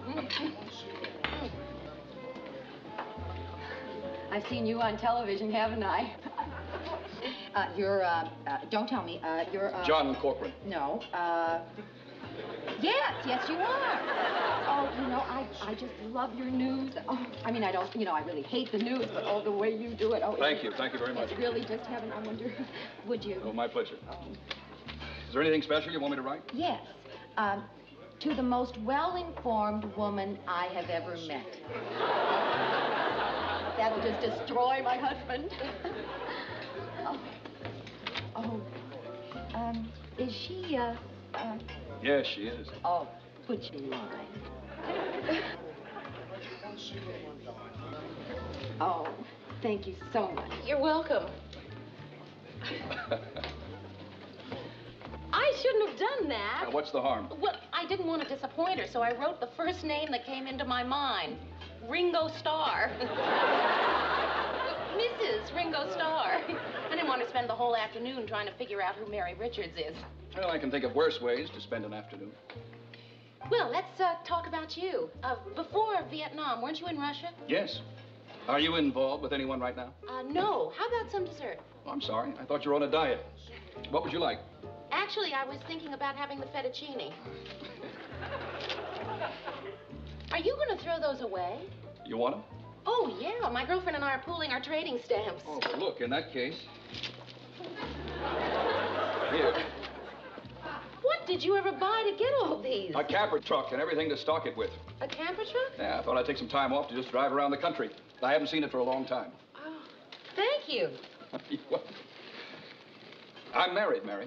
Yes, I know. Your ring. Does it bother you? It didn't bother me until you asked me if it bothered me. I mean, I don't know why I even bring it up. This is just a lunch, right? Well, I was thinking of it as a little more than just a lunch. But, I mean, that's what it is. Look, rolls, butter, ice water, restaurant. That's a lunch. Let me explain why I told you I'm married. No, it's nothing. Well, the reason I told you I'm married is because I'm separated. John, why don't we change the subject? All right.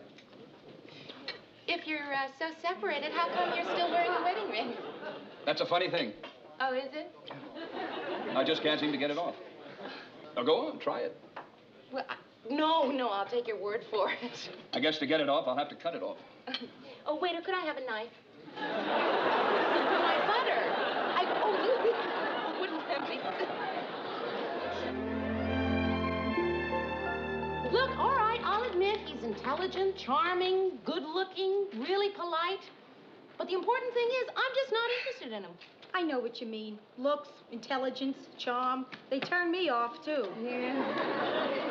Okay, think about this, Rhoda. What happens when these separated men go back to their wives? I don't know. Maybe a little kissing, fooling around. I don't know. I mean to us. Oh, Mary. Rhoda, go home. Who is it? John Corcoran. Rhoda, stay right here. Well, hi, John. Hi. Won't you come in? Thanks. John, I'd like you to meet my roommate, Rhoda Morgenstern. Rhoda, this is John Corcoran. How do you do? Hi. Got any more stamps? What am I laughing at? Everywhere I go, they keep shoving these things at me. There. Ooh, great. John and I had lunch together today. Oh, yeah, I think you mentioned that. Oh. Well, sit down, John. John's just back from Vietnam. I think you mentioned that. Oh. He just bought one of those, a camper, you told me. To drive around the country? Yeah. Where you from, anyway? Los Angeles. That is, my wife lives there. We're separated. I know. I think I mentioned that. Would anyone like some coffee? None for me, Mayor. I just want to go to bed. I'm sorry, I'm keeping you up. No, you're not. All I have to do is go upstairs to my apartment. I thought you two were roommates. What made you think that? Mary just said so. Oh. She's right.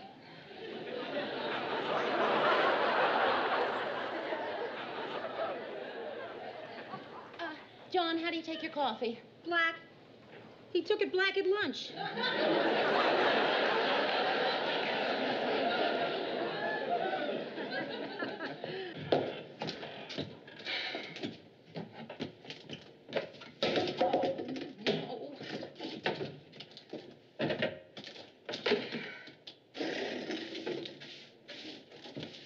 What are you doing?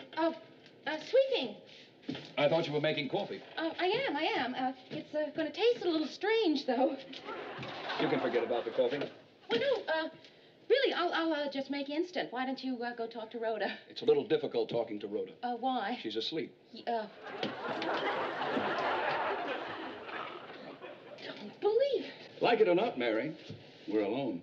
Well, why don't we be alone out there? I really should wake her and send her home. No, don't. You'll feel better with her here, won't you? Yes. John, look, I'm not saying there's anything wrong with being separated. Maybe I'm being dumb, but there are all kinds of ways of being separated, you know? I had an uncle who used to go to a convention for 2 weeks every year, and for those 2 weeks, he was separated. And then my aunt found out, and they were separated. And I'm not saying, you know, that you, I don't know what I'm saying. You're saying it might be better if we don't see each other. Yes. Okay. We won't see each other again. Goodbye, Mary. Goodbye, John. See you at the office. Right.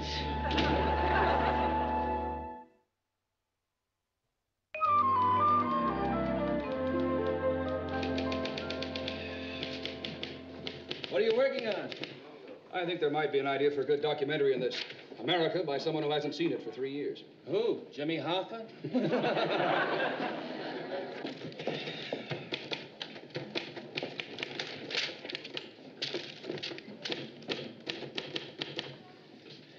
Hi. Hi. Am I in your way? No. If I am, I can use this end of the desk and you can have the rest. No, really. I never use the desk.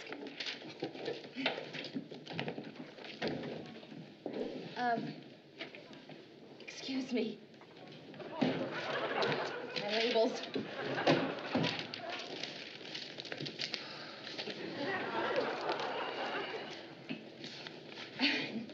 My addresses.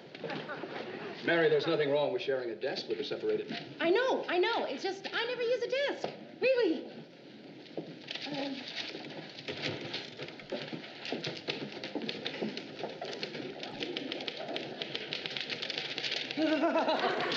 I'm working against the deadline, and you're putting labels in my typewriter.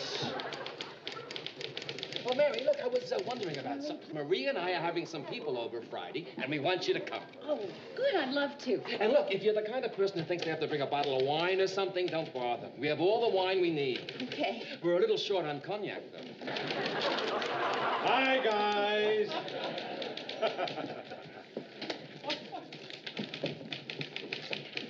Hey, Johnny. Don't get any ideas about taking over my job. A sincere-looking chimp could take over his job. What's that, Murr? I said a sincere-looking Ted. My wife and I are having some people over Friday night, and we thought maybe you'd like to come. But gee, Murr, Friday night I tape Sunday's News and Review. Shucks. Sorry to disappoint you. Good evening. This is Ted Baxter. He's never been able to figure out why we always have our parties on Friday nights. Mary. Hi again. Yes, sir? Sit down. Did John say anything to you? About what? He asked if I could spare you to help him on some research, and I said okay. He asked you for me? Mm-hmm. No. Huh? No, sir, I can't. We seem to have a little misunderstanding here. What I just said was not a request. He's a friend of mine, and he needs some help, and I want you to help him. Is that clear? Yes, sir. Then I expect you to help him. No, sir, it would make things very uncomfortable for me. Why? Oh.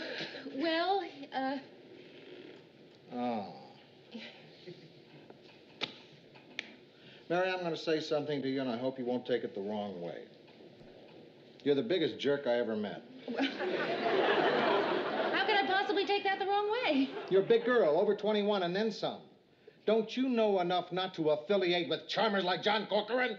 I didn't affiliate with him.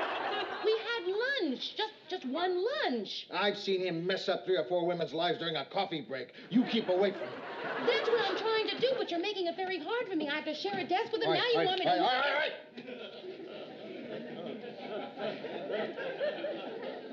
It's my fault.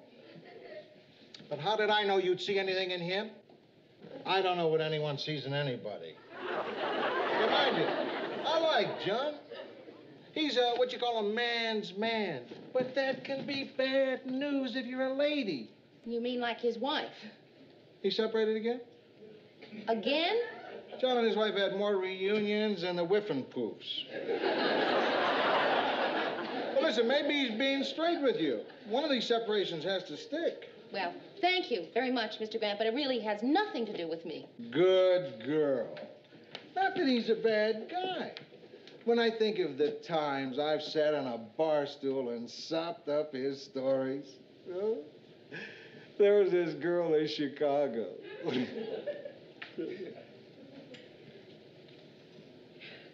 If he so much as comes near you, you let me know.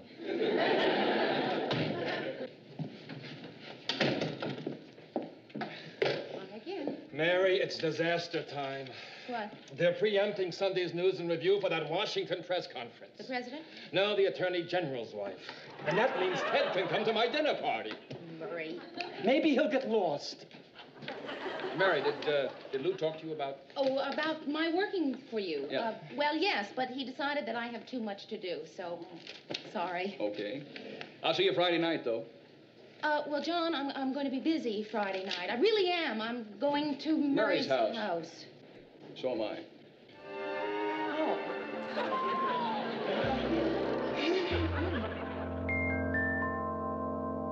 Mary, would you care for a minute? No, thank you. That's good wine. You're drinking scotch. It's my favorite kind of wine. We were so sorry that your wife couldn't come. Yeah, I know. Well, we sort of have a kind of a deal. She doesn't drag me to any of the dumb things she gets invited to, and I don't.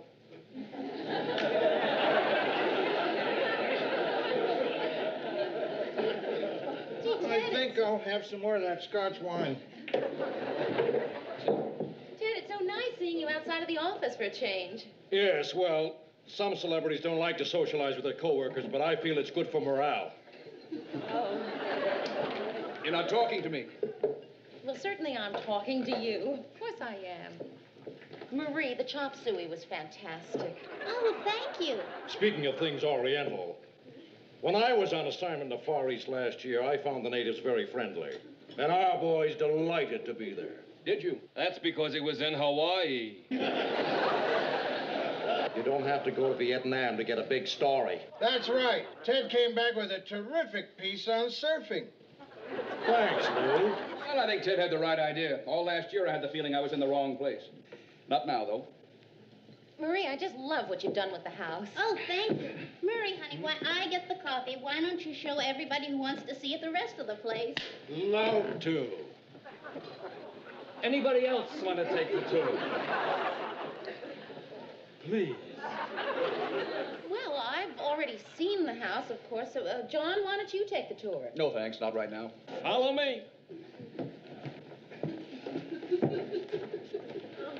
You know, I see this girl all day long, and all we ever talk about is business. So for a change, I'd like to talk to her about something else.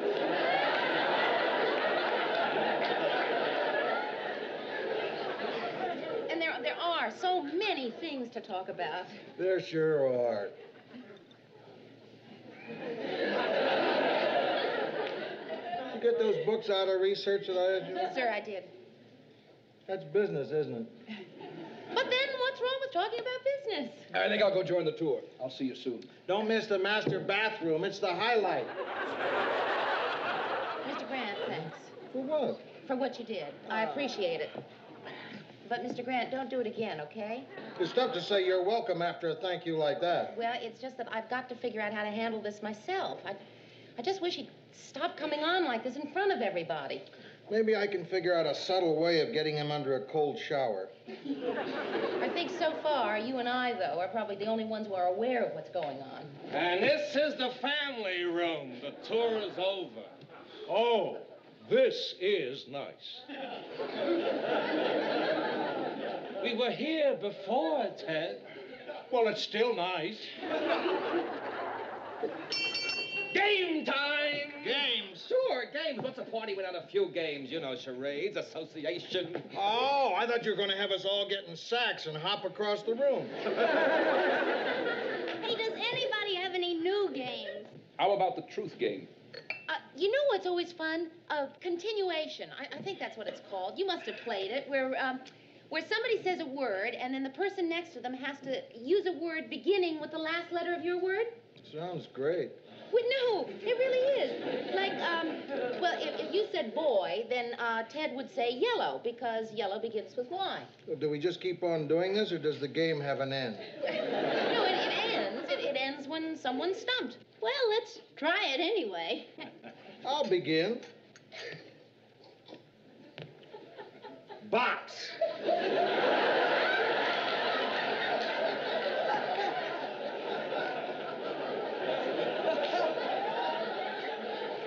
Well, let me see if I understand this. I have to say a word that begins with the last letter of your word. X. X. Game's over. John, what was that truth game you mentioned? It's very simple. We each make a statement about ourselves. Then it's up to everybody else to guess if that statement is true or false. And the whole point is to make your statement intriguing.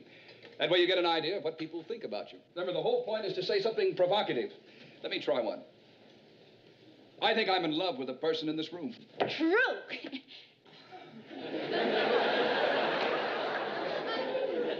A person in this room. Now we'll have to spend the whole night figuring out.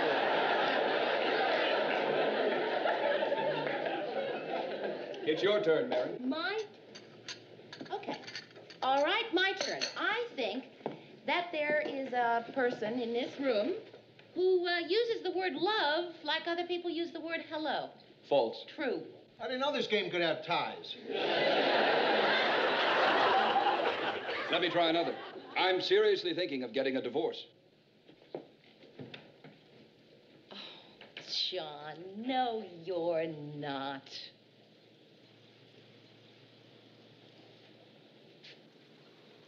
Would you believe it?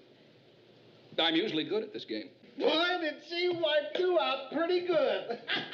Come on, wait, say we go back to the lucky 7-Eleven, and this time we'll really get some sake. You want to come, Mary? No, thank you. You're incredible. You never give up. You'll be pitching when they're nailing the box closed on you.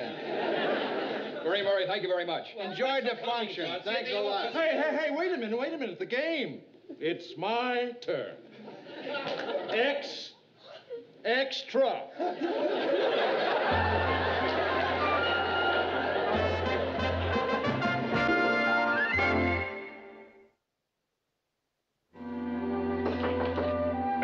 Who is it? Rhoda. Hi. was just coming in and saw your light. How was Murray's party? Well, it turned into a sort of farewell party. Oh, yeah? For who? John and me. You mean no more stamps? Oh, Mary, our partnership is just bomb. মন্টুর বাসা ফাঁকা, খালি বাসা, পুরা খালি, খাওয়া দাওয়া নাই, তুমি আর আমি, শুধু তুমি আর আমি, একা একা। কত বড় সাহস তোর, হ্যাঁ? তুই সাহস পাইলি কিভাবে আমার নিয়ে খালি বাসায় যাবি? বাসায় আমার কথা বলো, বিয়ের কথা বলো, সিরিয়াস হও। তুমি তো জানো আমার বাসার অবস্থা কি। এমন ভাই যেন পৃথিবীতে কারো ফ্যামিলি যেন না জন্মায়। মানে ওর জন্য আমি কিছুই হচ্ছে না, ও ফেল করে আর বিয়েটা হচ্ছে না, ফেল করতেছে আর হচ্ছে বিয়ে পিছাইতেছে, কিন্তু আমার লাইফটা কোথায় যাইতেছে সেটা তো কেউ চিন্তা করতেছে না। ও তো সেই ব্যাপারে কোনো টেনশনই নাই। আমি যে তোমাকে কত ভালোবাসি এটা কি ওকে আমি বলতে বুঝাইতে পারতেছি বলো? হ্যাঁ, আরে কি হয়েছে? না, আমি আর বসে থাকতে পারবো না। এতক্ষণ ধরে রিকশায় বসে থেকে আমার ব্যাক পেন করতেছে। কোথায় দেখি? দেখতে হবে না, আমি আর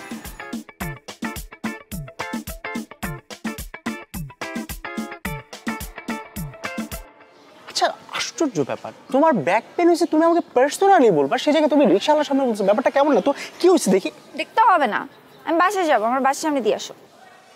বাসায় যাওয়া মানে কি? আমরা বের হয়েছি কতক্ষণ বেবি? আমরা অল্প কতক্ষণ হয়েছে, মাত্র 2 ঘন্টা হয়েছে আমরা বের হয়েছি। আজকে আমরা সারাদিন ঘুরবো, খাওয়া দাওয়া করবো, তারপর হচ্ছে মন্টুদের বাসায় যাব, তারপরে আমরা যা হওয়ার তা করবো, মানে বাসায় যাবো আর কি। আবার মন্টুর বাসায় কেন? ও ওই যে আসলে হয়েছে কি, ওই যে মন্টুদের ম্যাচের মধ্যে আজকে বিরাট আয়োজনে খাওয়া দাওয়ার ব্যবস্থা করা হয়েছে, বুঝছো? আমাকে বললো যে হ্যাঁ তুই আসিস। এখন আমি তো একা যেতে পারি না, তুমি ছাড়া আমি কীভাবে যাবো বলো? তাই তো, খাওয়া দাওয়া করবো আর কি করবো? তারপর ধরো ওই যে মানে একটু বসলাম, আড্ডা দিলাম, গল্প করলাম, থাকে না এই আর কি। হ্যাঁ, খাওয়া দাওয়া করবো, আড্ডা দিব, বিশ্রাম নিব। বাট তুমি আমাকে কি বলছিলা জানো? কি? মন্টুরা ট্যুরে গেছে বান্দরবন। তোমারও যাওয়ার কথা ছিল, কিন্তু যেহেতু তুমি আমার সাথে দেখা করবা, আমাদের একটা ডেটের প্ল্যান হয়েছে, দ্যাটস তুমি যাইতে পারো নাই। এখন আমার মন্টুর বাসায় দাওয়াতটা বুঝলাম না, বলছিলাম না আসলে মানে আমি না ভুলে যাই সবকিছু, বুঝছো? মানে তুমি সামনে থাকার পর না আমি সবকিছু আউলাইয়া যাই, মনে থাকে না আর কি।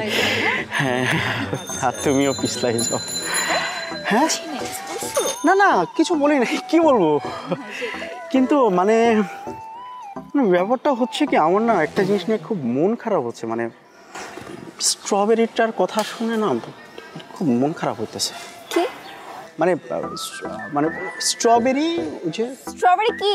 চকলেট, মানে তোমার জন্য চকলেট বলতে ললিপপ, তোমার জন্য দুটো মানে স্ট্রবেরি ফ্লেভারের চকলেট আনছিলাম, তো ওগুলোর কথা না খুব মনে পড়ছিল। মানে থ্যাংক ইউ। ওয়েলকাম। শোনো, এসব ভাওতাবাজি বাদ দিয়ে কাজের কাজ করো, বাসায় আমার কথা বলো, বিয়ের কথা বলো, সিরিয়াস হও। তুমি তো জানো আমার বাসার অবস্থা কি। এমন ভাই যেন পৃথিবীতে কারো ফ্যামিলি যেন না জন্মায়। মানে ওর জন্য আমি কিছুই হচ্ছে না, ও ফেল করে আর বিয়েটা হচ্ছে না, ফেল করতেছে আর হচ্ছে বিয়ে পিছাইতেছে, কিন্তু আমার লাইফটা কোথায় যাইতেছে সেটা তো কেউ চিন্তা করতেছে না। ও তো সেই ব্যাপারে কোনো টেনশনই নাই। আমি যে তোমাকে কত ভালোবাসি এটা কি ওকে আমি বলতে বুঝাইতে পারতেছি বলো? হ্যাঁ, অনেক প্রবলেম না? খুব প্রবলেম। আমার কাছে একটা সলিউশন আছে। কি সলিউশন? চলো আমরা পালাই বিয়ে করে ফেলি। দেখো, তোমার বাসায় প্রবলেম আছে, আমার বাসায় অনেক প্রবলেম আছে, but I am serious.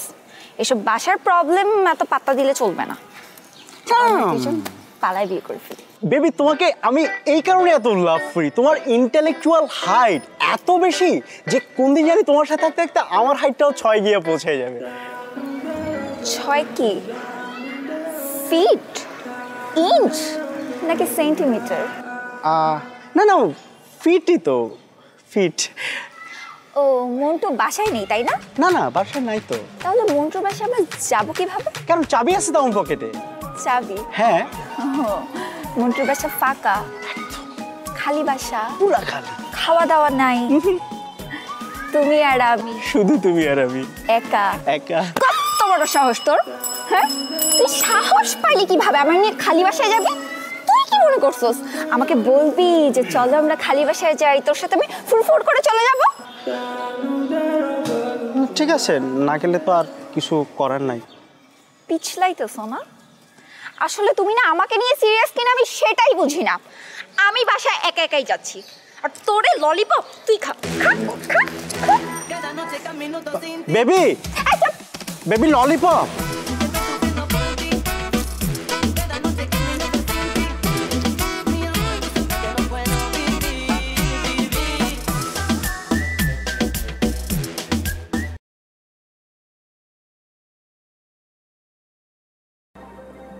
Quà sinh nhật à? Trai quý nhở? Mua được mà mình thua này mà. May sang này vậy.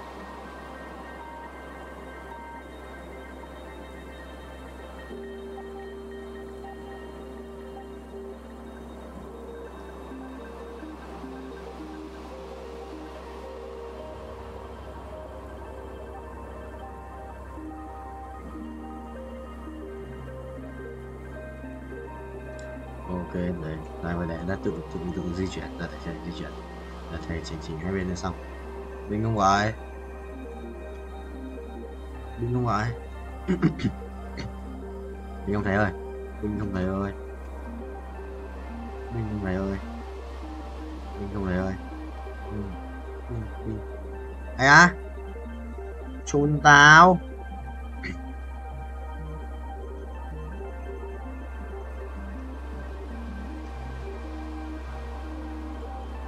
M là nó 50M. Nhanh lên tao. Từ từ rồi. Mặc thêm 7 Đấy. Chuẩn không nhỉ? Bài sự nét đấy. Đấy là biệt.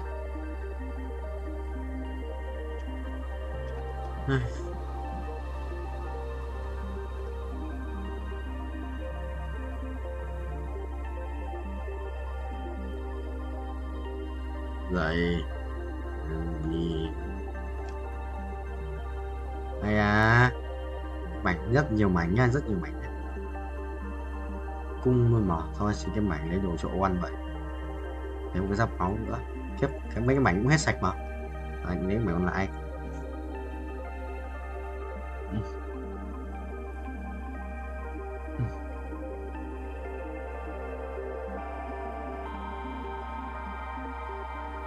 Mày cho nhau, mày cho không?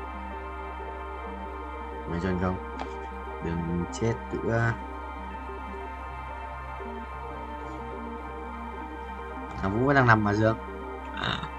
Chết. Tài. Mày không anh em mà thằng kia bây giờ có quỷ quá.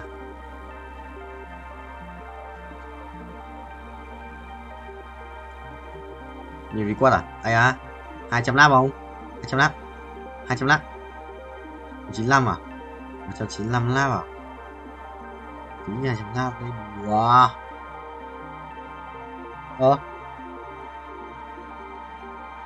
À đúng rồi. Nhầm.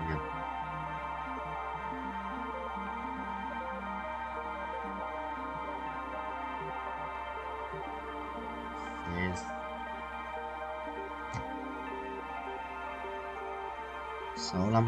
আব্বা আম্মা যদি তোর ছোটকালে জানতো তোর হাইটের লগে তোর গাদামির হাইটটা একটু বাড়বো তাহলে নিজ দিয়ে এমনিতেই 6 ইঞ্চি কেটে দিত তোর আর গাদামি বাড়তো। শুন, আব্বা আম্মা যা বলে তা কর, বিয়েটা কর আর আমার রাস্তাটা একটু ক্লিয়ারটা কর। ও, আমি তোমার পথের কাটা না? তোরা কেউ চাস না যে আমি পড়াশোনা করে এই নিজের পায়ে দাঁড়াই?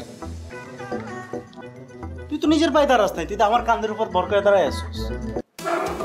এই আসো।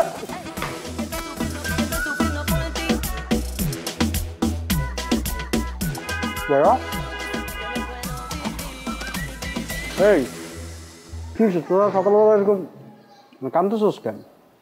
আব্বাও কাঁদতেছে, আম্মাও কাঁদতেছে। কিছু আম্মা কি সকালবেলা কি সিরিয়াল দেখা শুরু করছে?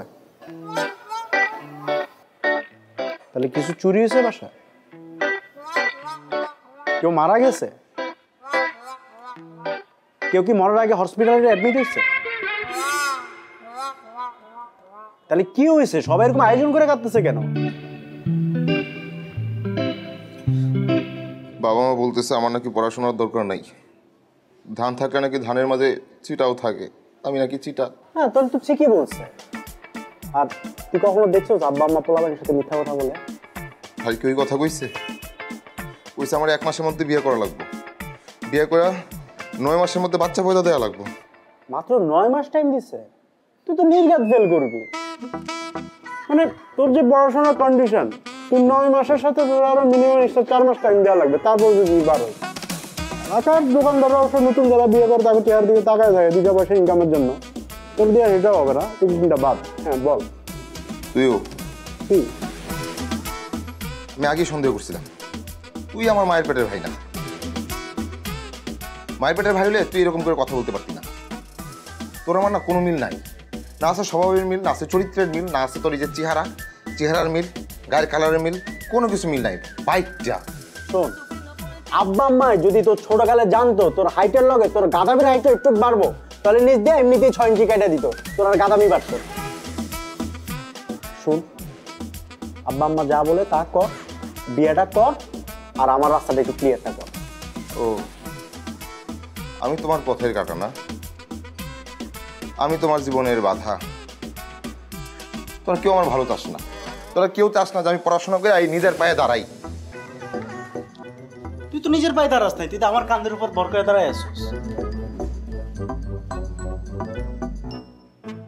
শোন, আমি তোর ছোট হিসেবে চাই তুই আব্বা আম্মার কথাটা শোন, তুই 1 মাসের মধ্যে বিয়েটা কর, আমি কবজি ডুবায়া তোর বিয়ের কাচ্চি খাবো, বুঝছস?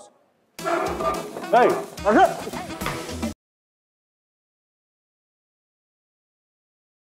May mắn rồi nè, điện từ bao nhiêu quay được người thôi, phải có may mắn cơ mới thích lâu lâu. Mình gọi khỏe phết đùa. Không có Guardian Carry mà vẫn hold Guardian à? Thực sự là cầu nguyện không vậy? Thực sự là cầu nguyện ra Guardian không? Cái thằng lái xe này, lái xe bay rồi, xe bay nhưng mà vẫn cần bánh. Sự nhót không? Nhót đó, mày nhót không? Ui Galio rồi, what the hell? Ui nói ở kia thì không có tập. Chơi Galio rồi, để Galio ngoài, chưa cần lắm. Cũng xịn đấy, nhưng mà thiếu xe lát, để từ xe lát nữa là xong. Perfect tiếp à? Thêm nữa không? One more. Ê, 135 xuống 126 nhỉ? Reset. One more này. One more. One ai không được. One more. Không one more à? Quả đấy, đây, one more. Two more. Hai Sibasikira. Nope. Mày bay 54 à? Thực sự là 5 củ ấy, nên là 50%. Quay đều. Cái gì đấy? Không skip một quên mất. Có thể về qua kia thì bay thì kiếm tiền gì bớt. Quá mạnh. Ra một tuổi mà rồi lên go 4, cứ chỉ go 4 cho tôi vậy, chôn tôi à?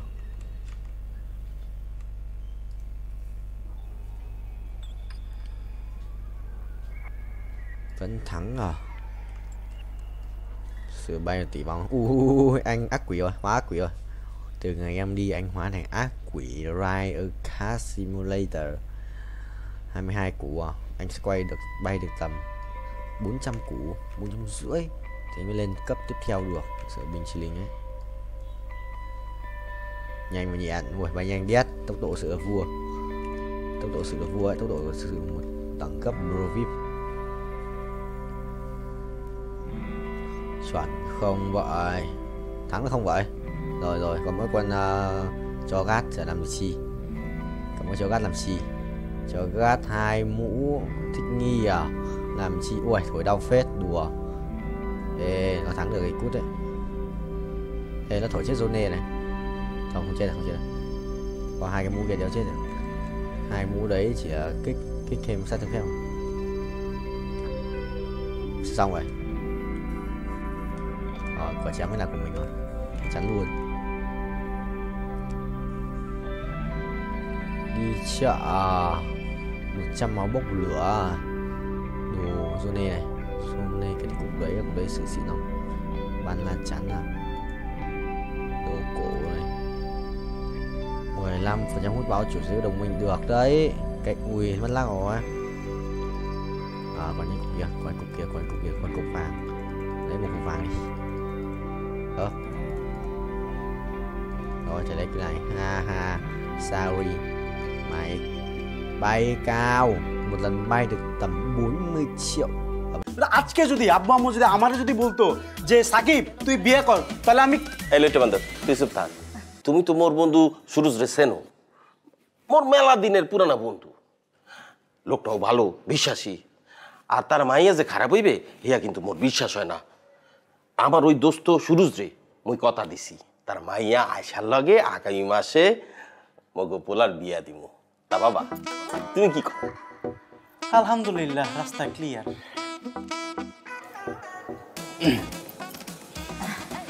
তোর বাবার একটু মাথা মোটা হইলে তাতে কি হইছে কথাটা কিন্তু খুব একটা খারাপ করেনি তাই না ভালো একটা ডিসিশন নিছে এই বেটা ওই যাও কই আরে বেটা বহো যাও যাও কই বয় বাবা বয় রাখি মাথাটা ঠান্ডা করে বয় না কথা বলতেছি কথাগুলি একটু শুন আচ্ছা আব্বু আম্মু মন থেকে খুশিতে তোরে বিয়ে করাইতে চাইতেছে মানে তোর মতো বলদ আমি আমার দুনিয়াতে দেখি নাই তুই যেখানে রাজি হবি সে জায়গার মধ্যে তুই উল্টারও মোসামুসি করতেছিস আজকে যদি আব্বু আম্মু যদি আমারে যদি বলতো যে সাকিব তুই বিয়ে কর তাহলে আমি এই লইটে বান্দর তুই চুপ থাক বাজান মোসামুসি কইরা কোনো লাভ হইবে না বিয়া কোনো অপরাধের কাম না হনু পোলাপান যখন বড় হয় বাবা মার দায়িত্ব পোলাপান করে উত্তম জায়গায় বিয়ে দেওয়া আমার জানা মতো মাইয়াটা সুশীল ভদ্র বিয়েটা হইয়া গেলে তখন বুঝবা তখন আর তোমার অঙ্ক মুখস্থ করা লাগবে না বাবার হোটেলে বইয়া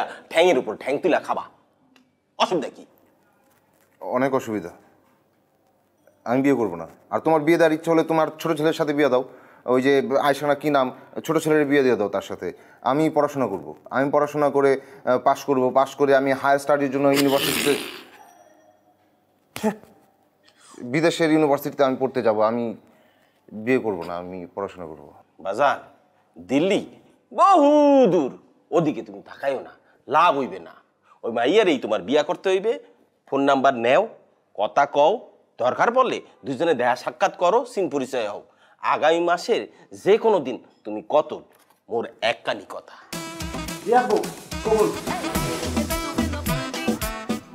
আপা তোরা তো জানিস তোর আব্বার মাথা গরম যেই কথা বলে সেই কাজ না করা পর্যন্ত তার মাথাটা গরমই থাকে তাছাড়া বাবা সবার তো আর লেখাপড়া হয় না হয় বাবা যে বলছে বিয়ে শাদী কইরা বাবার ব্যবসাটা একটু দেখাশোনা কর এতে করে তোর একটা নতুন জীবন হবে একটা নতুন সংসার হবে তাই না জীবনটা একদম পাল্টায়া যাবে ঝরঝরা হয়ে যাবে তাই না আব্বা আমার কথা শুনতে হয় হ্যাঁ বাজান আমার ভবিষ্যৎ এমনিও ভালো পড়াশোনা করলেই ভবিষ্যৎ ভালো হবে তুমি যাও এখান থেকে যাও আমার মেজাজ একটু গরম হয়ে যাচ্ছে যাও এখান থেকে যাও তোর বাবার কথাটা একটু ভালো করে মনোযোগ দিয়ে চিন্তা কর হ্যাঁ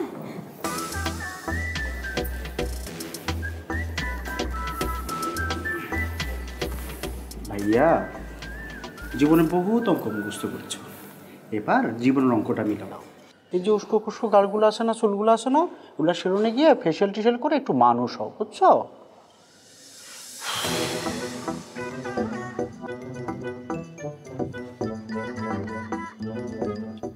জুতাগুলো না ময়লা হয়ে গেছে এগুলো ড্রাই ওয়াশ করবো আমি ড্রাই ওয়াশ করবো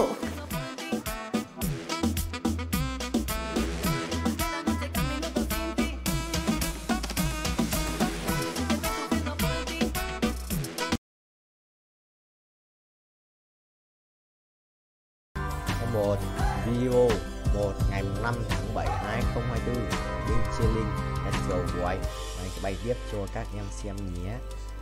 Ok phải để tự lại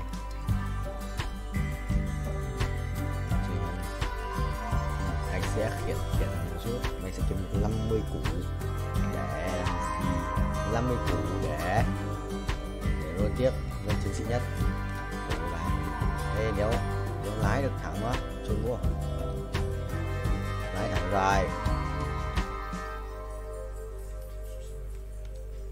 chi xong rồi phải không máy hút tỏ đùa mày đùa thôi thầy kệ cho mày tự đi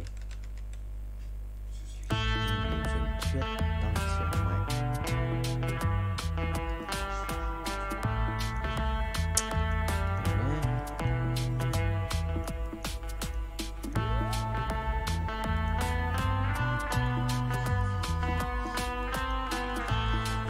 ta sửa binh nhé. Ok. Thật ra được 3 của 47 chỉ không? Cộng 3,17 nhân trừ 20%. Rồi tầm chơi được 20%. Đây là nạp chút năng lượng trôi qua bản thân. Đây là 127 triệu đồng nào. 127 triệu quét à? Đây chơi lên ở đây gọi 2 cái màu vàng ở thẳng bay bay cao như thầy. Mình kéo vậy.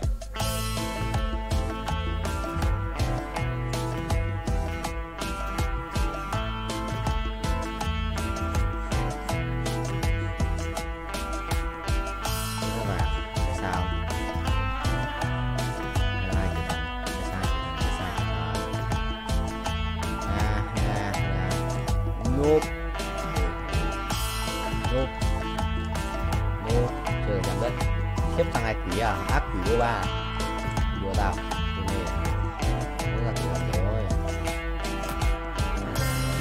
dọc rồi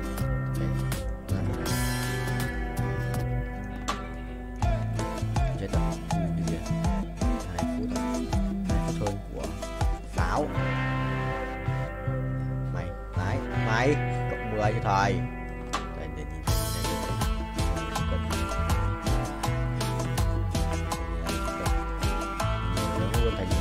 Cân đùa mạnh đùa tao đây là làm lao à máu bao nhiêu đấy rồi ngã chéo mà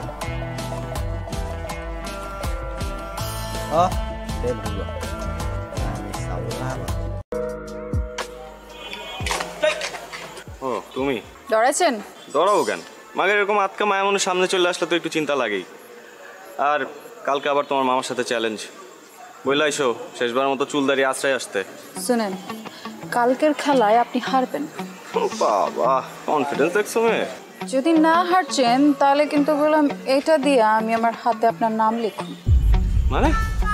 মানে তো তখনই বুঝবেন যখন এটার দায় আপনার উপর পড়ব। সরেন।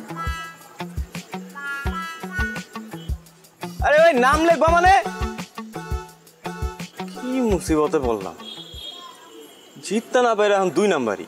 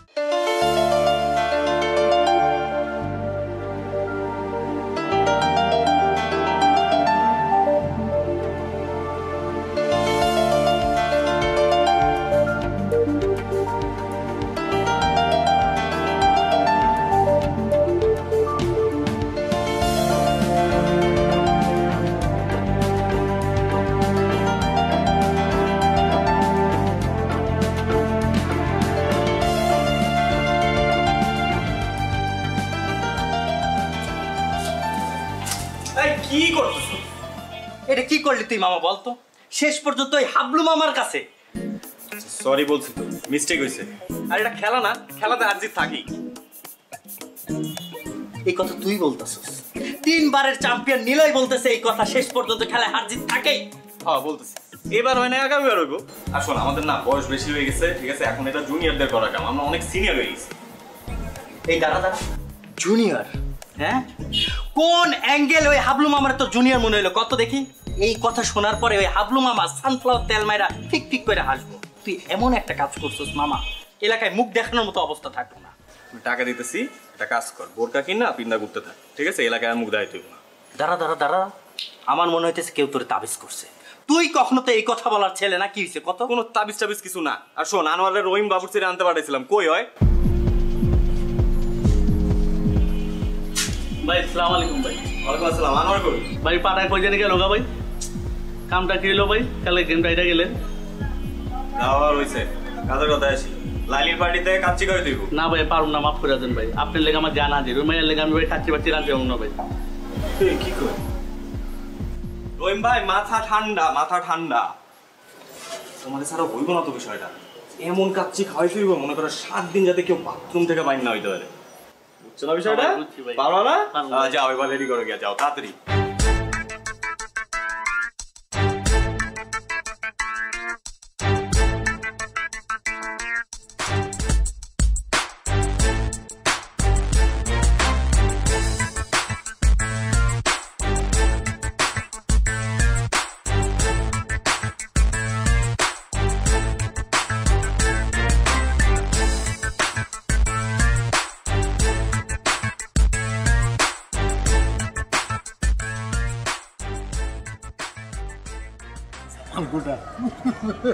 একটু বড় খবর হইব।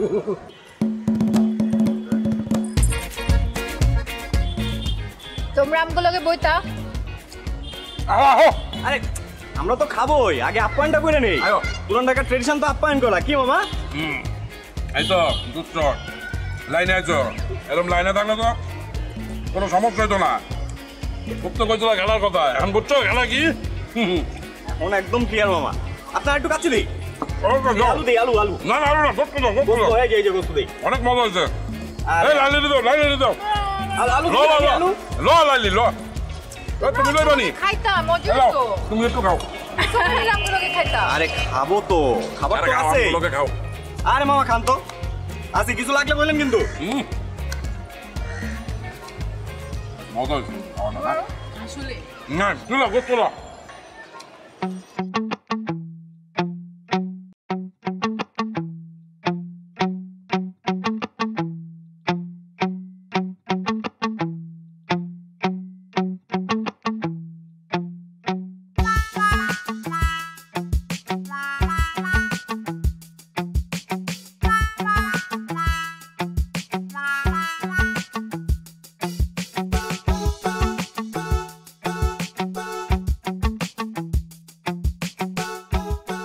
এইবার লইয়া কয়বার হয়েছে? ভাই 5 বার। তোমার এত করে কইছি যে একটু কম কম খাও, মাগনা খাওয়ান পাইলে হুদাই হাম করে খাও। দুলা ভাই আমি তো মাগনা খাওয়ান খাই ভাই, আমরা তো বাজেতে জিতছি আর আমি তো পরিমাণ মতোই খাইছি। বিশ্বাস করেন দুলা ভাই, আমি নিশ্চিত ওরা খাওয়ানোর মধ্যে কিছু মিশাইছে। লাইলিও তো পরিমাণ মতো খাইছে, ওরা তো পেট নামছে শুনছি। হ্যাঁ, মানুষের খায় কাম নাই, তোমার খাওয়ানোর লোকে কিছু মিলাইছে। ভাই আপনি জানেন না, ওরা অনেক ডেঞ্জারাস, অনেক ডেঞ্জারাস দুলা ভাই। ওরা প্রত্যেকটা ধরে ধরে ফাঁসি দেওয়া উচিত দুলা ভাই।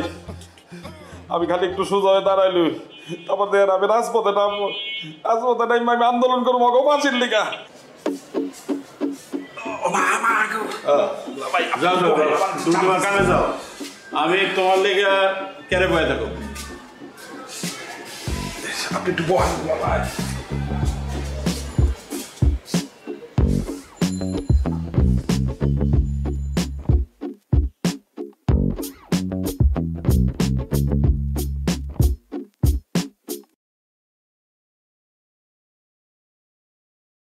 Đến nhau.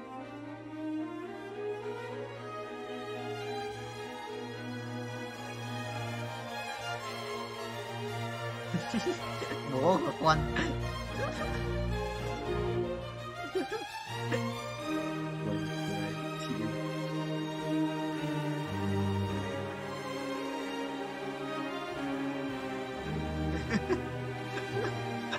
Em chết rồi.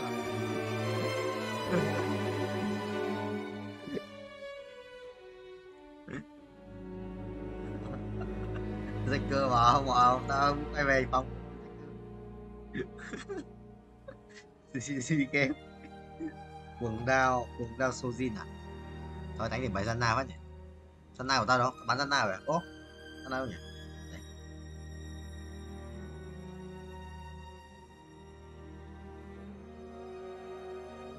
Vậy.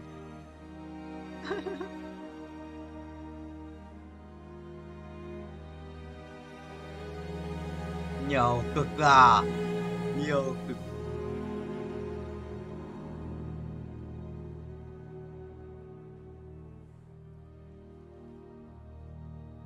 Tự ăn bao lâu?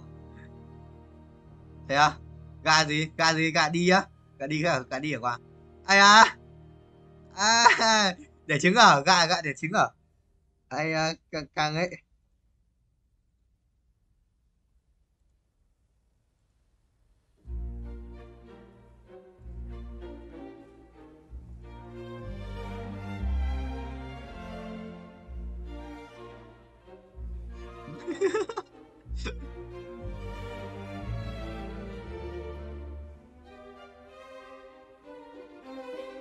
Mắm sông.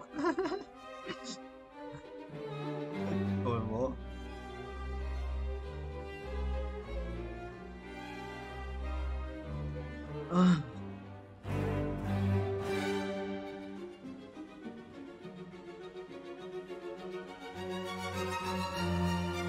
Thế à?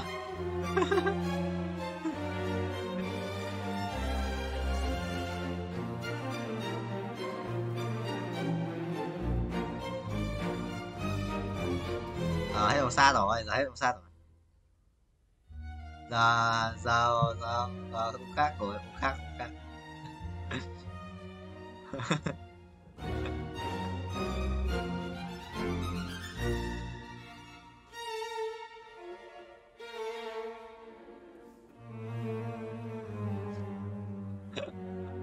Hay à, hay không?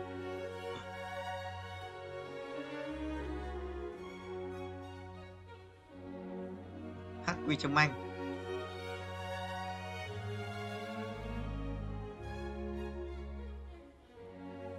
Một em kia bạn. Ở đâu vậy?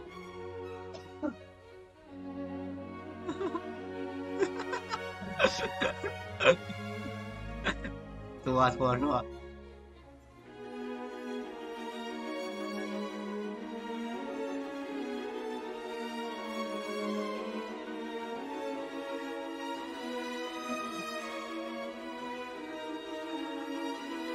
Rồi.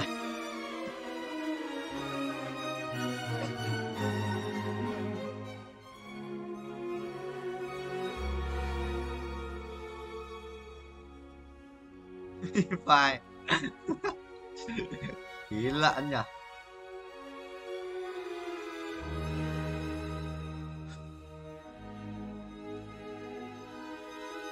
Rồi. Hay quá.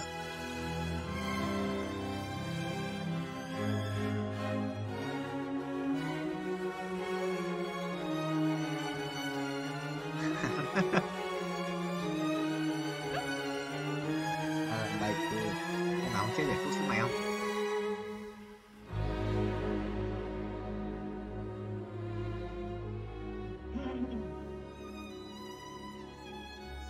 Đâu còn cái cất gì ông ngu. Thấy đéo vậy? Ô, ngon thôi kìa.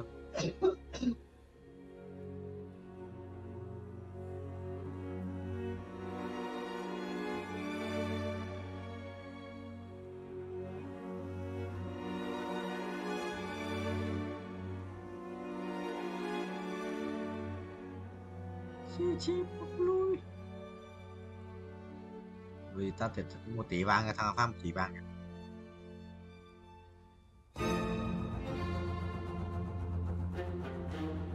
Nhiều em đi.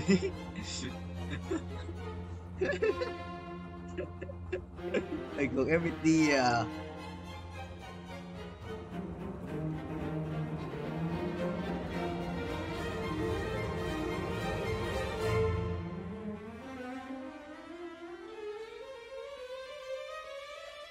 Cần không? What the hell?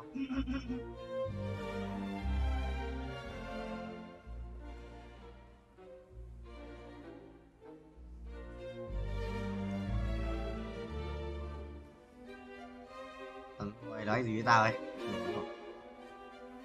Chào đơn cha. Hào thì xấu đâu à? Thích xấu không?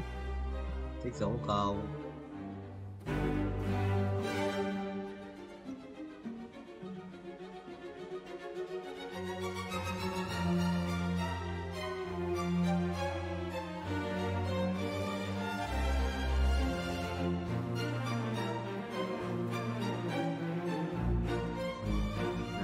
Ui, có cái thằng này chat trong game Roblox nó bảo tao, nó bảo là 2. Xong rồi thằng khác nói, bây giờ thằng kia 2 tao bảo là 2 watt, xong rồi đó thằng này đi không mình farm ấy, nó bảo tao là gì? Như lúc like hơi đốt tao bảo là like you, xong nó chửi bậy xong nhiên không tốt thằng này.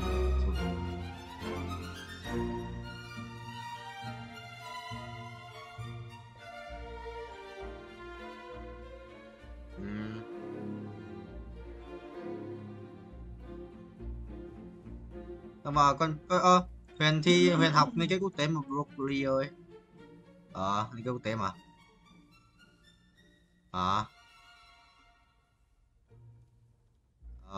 Xong rồi nó học bổng lên nó mới phải cày học bổng đấy. Cày học bổng là đỡ tiền đấy. Không phải đâu. Nhưng...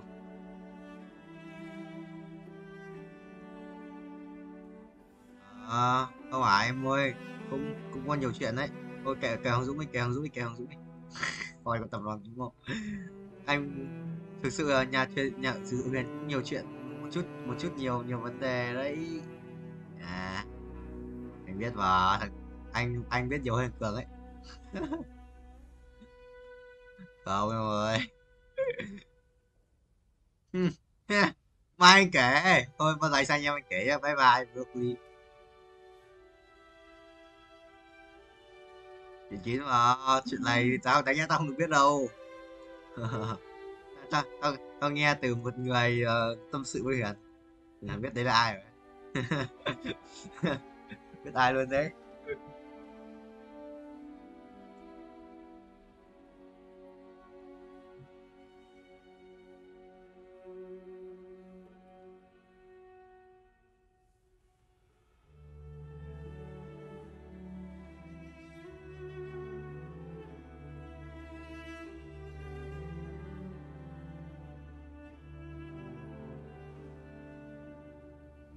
Ôi hỏng thận đấy. Mọi người, No Condom sẽ đi ấy, sự GG 10 vợ tỷ quan.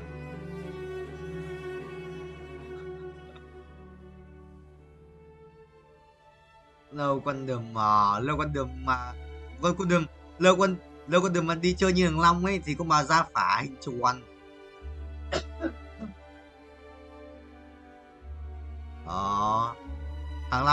Thằng Long tí gì chơi em họ. Để không biết đấy là em họ. Thấy họ giống nhau. Xong rồi về mới check lại. Xong rồi biết là em họ. Chưa nhớ chịu được. Bạn Cường. Bạn đại học Cường mà.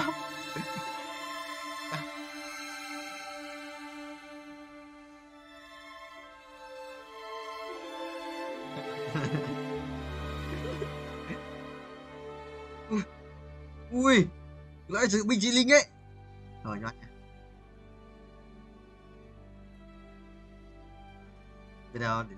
Bây giờ để là bình thường sao?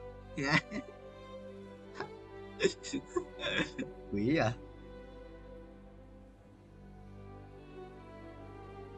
Đây, sẽ đọc cho em dấu hiệu của bệnh bạch hầu nhé. 1. Giả mạc hai bên thành họng, có màu trắng ngà, xám đen, dai dính, dễ chảy máu, đau họng khàn giọng, sưng hạch bạch, huyết ở cổ, khó thở hoặc thở thanh, chảy nước mũi, sốt và ớn lạnh.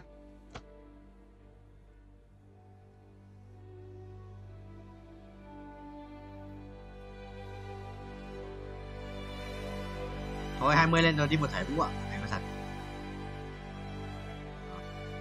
Nên về tôi nguy về ngủ cũng được. Đâu. Gì đâu không vậy? Gì đâu không vậy broccoli?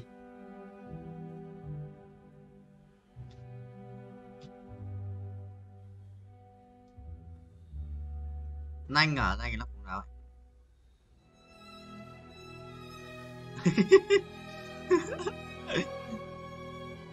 Không sao, bác sĩ đi học cũng được. Yes. Đi học từ năm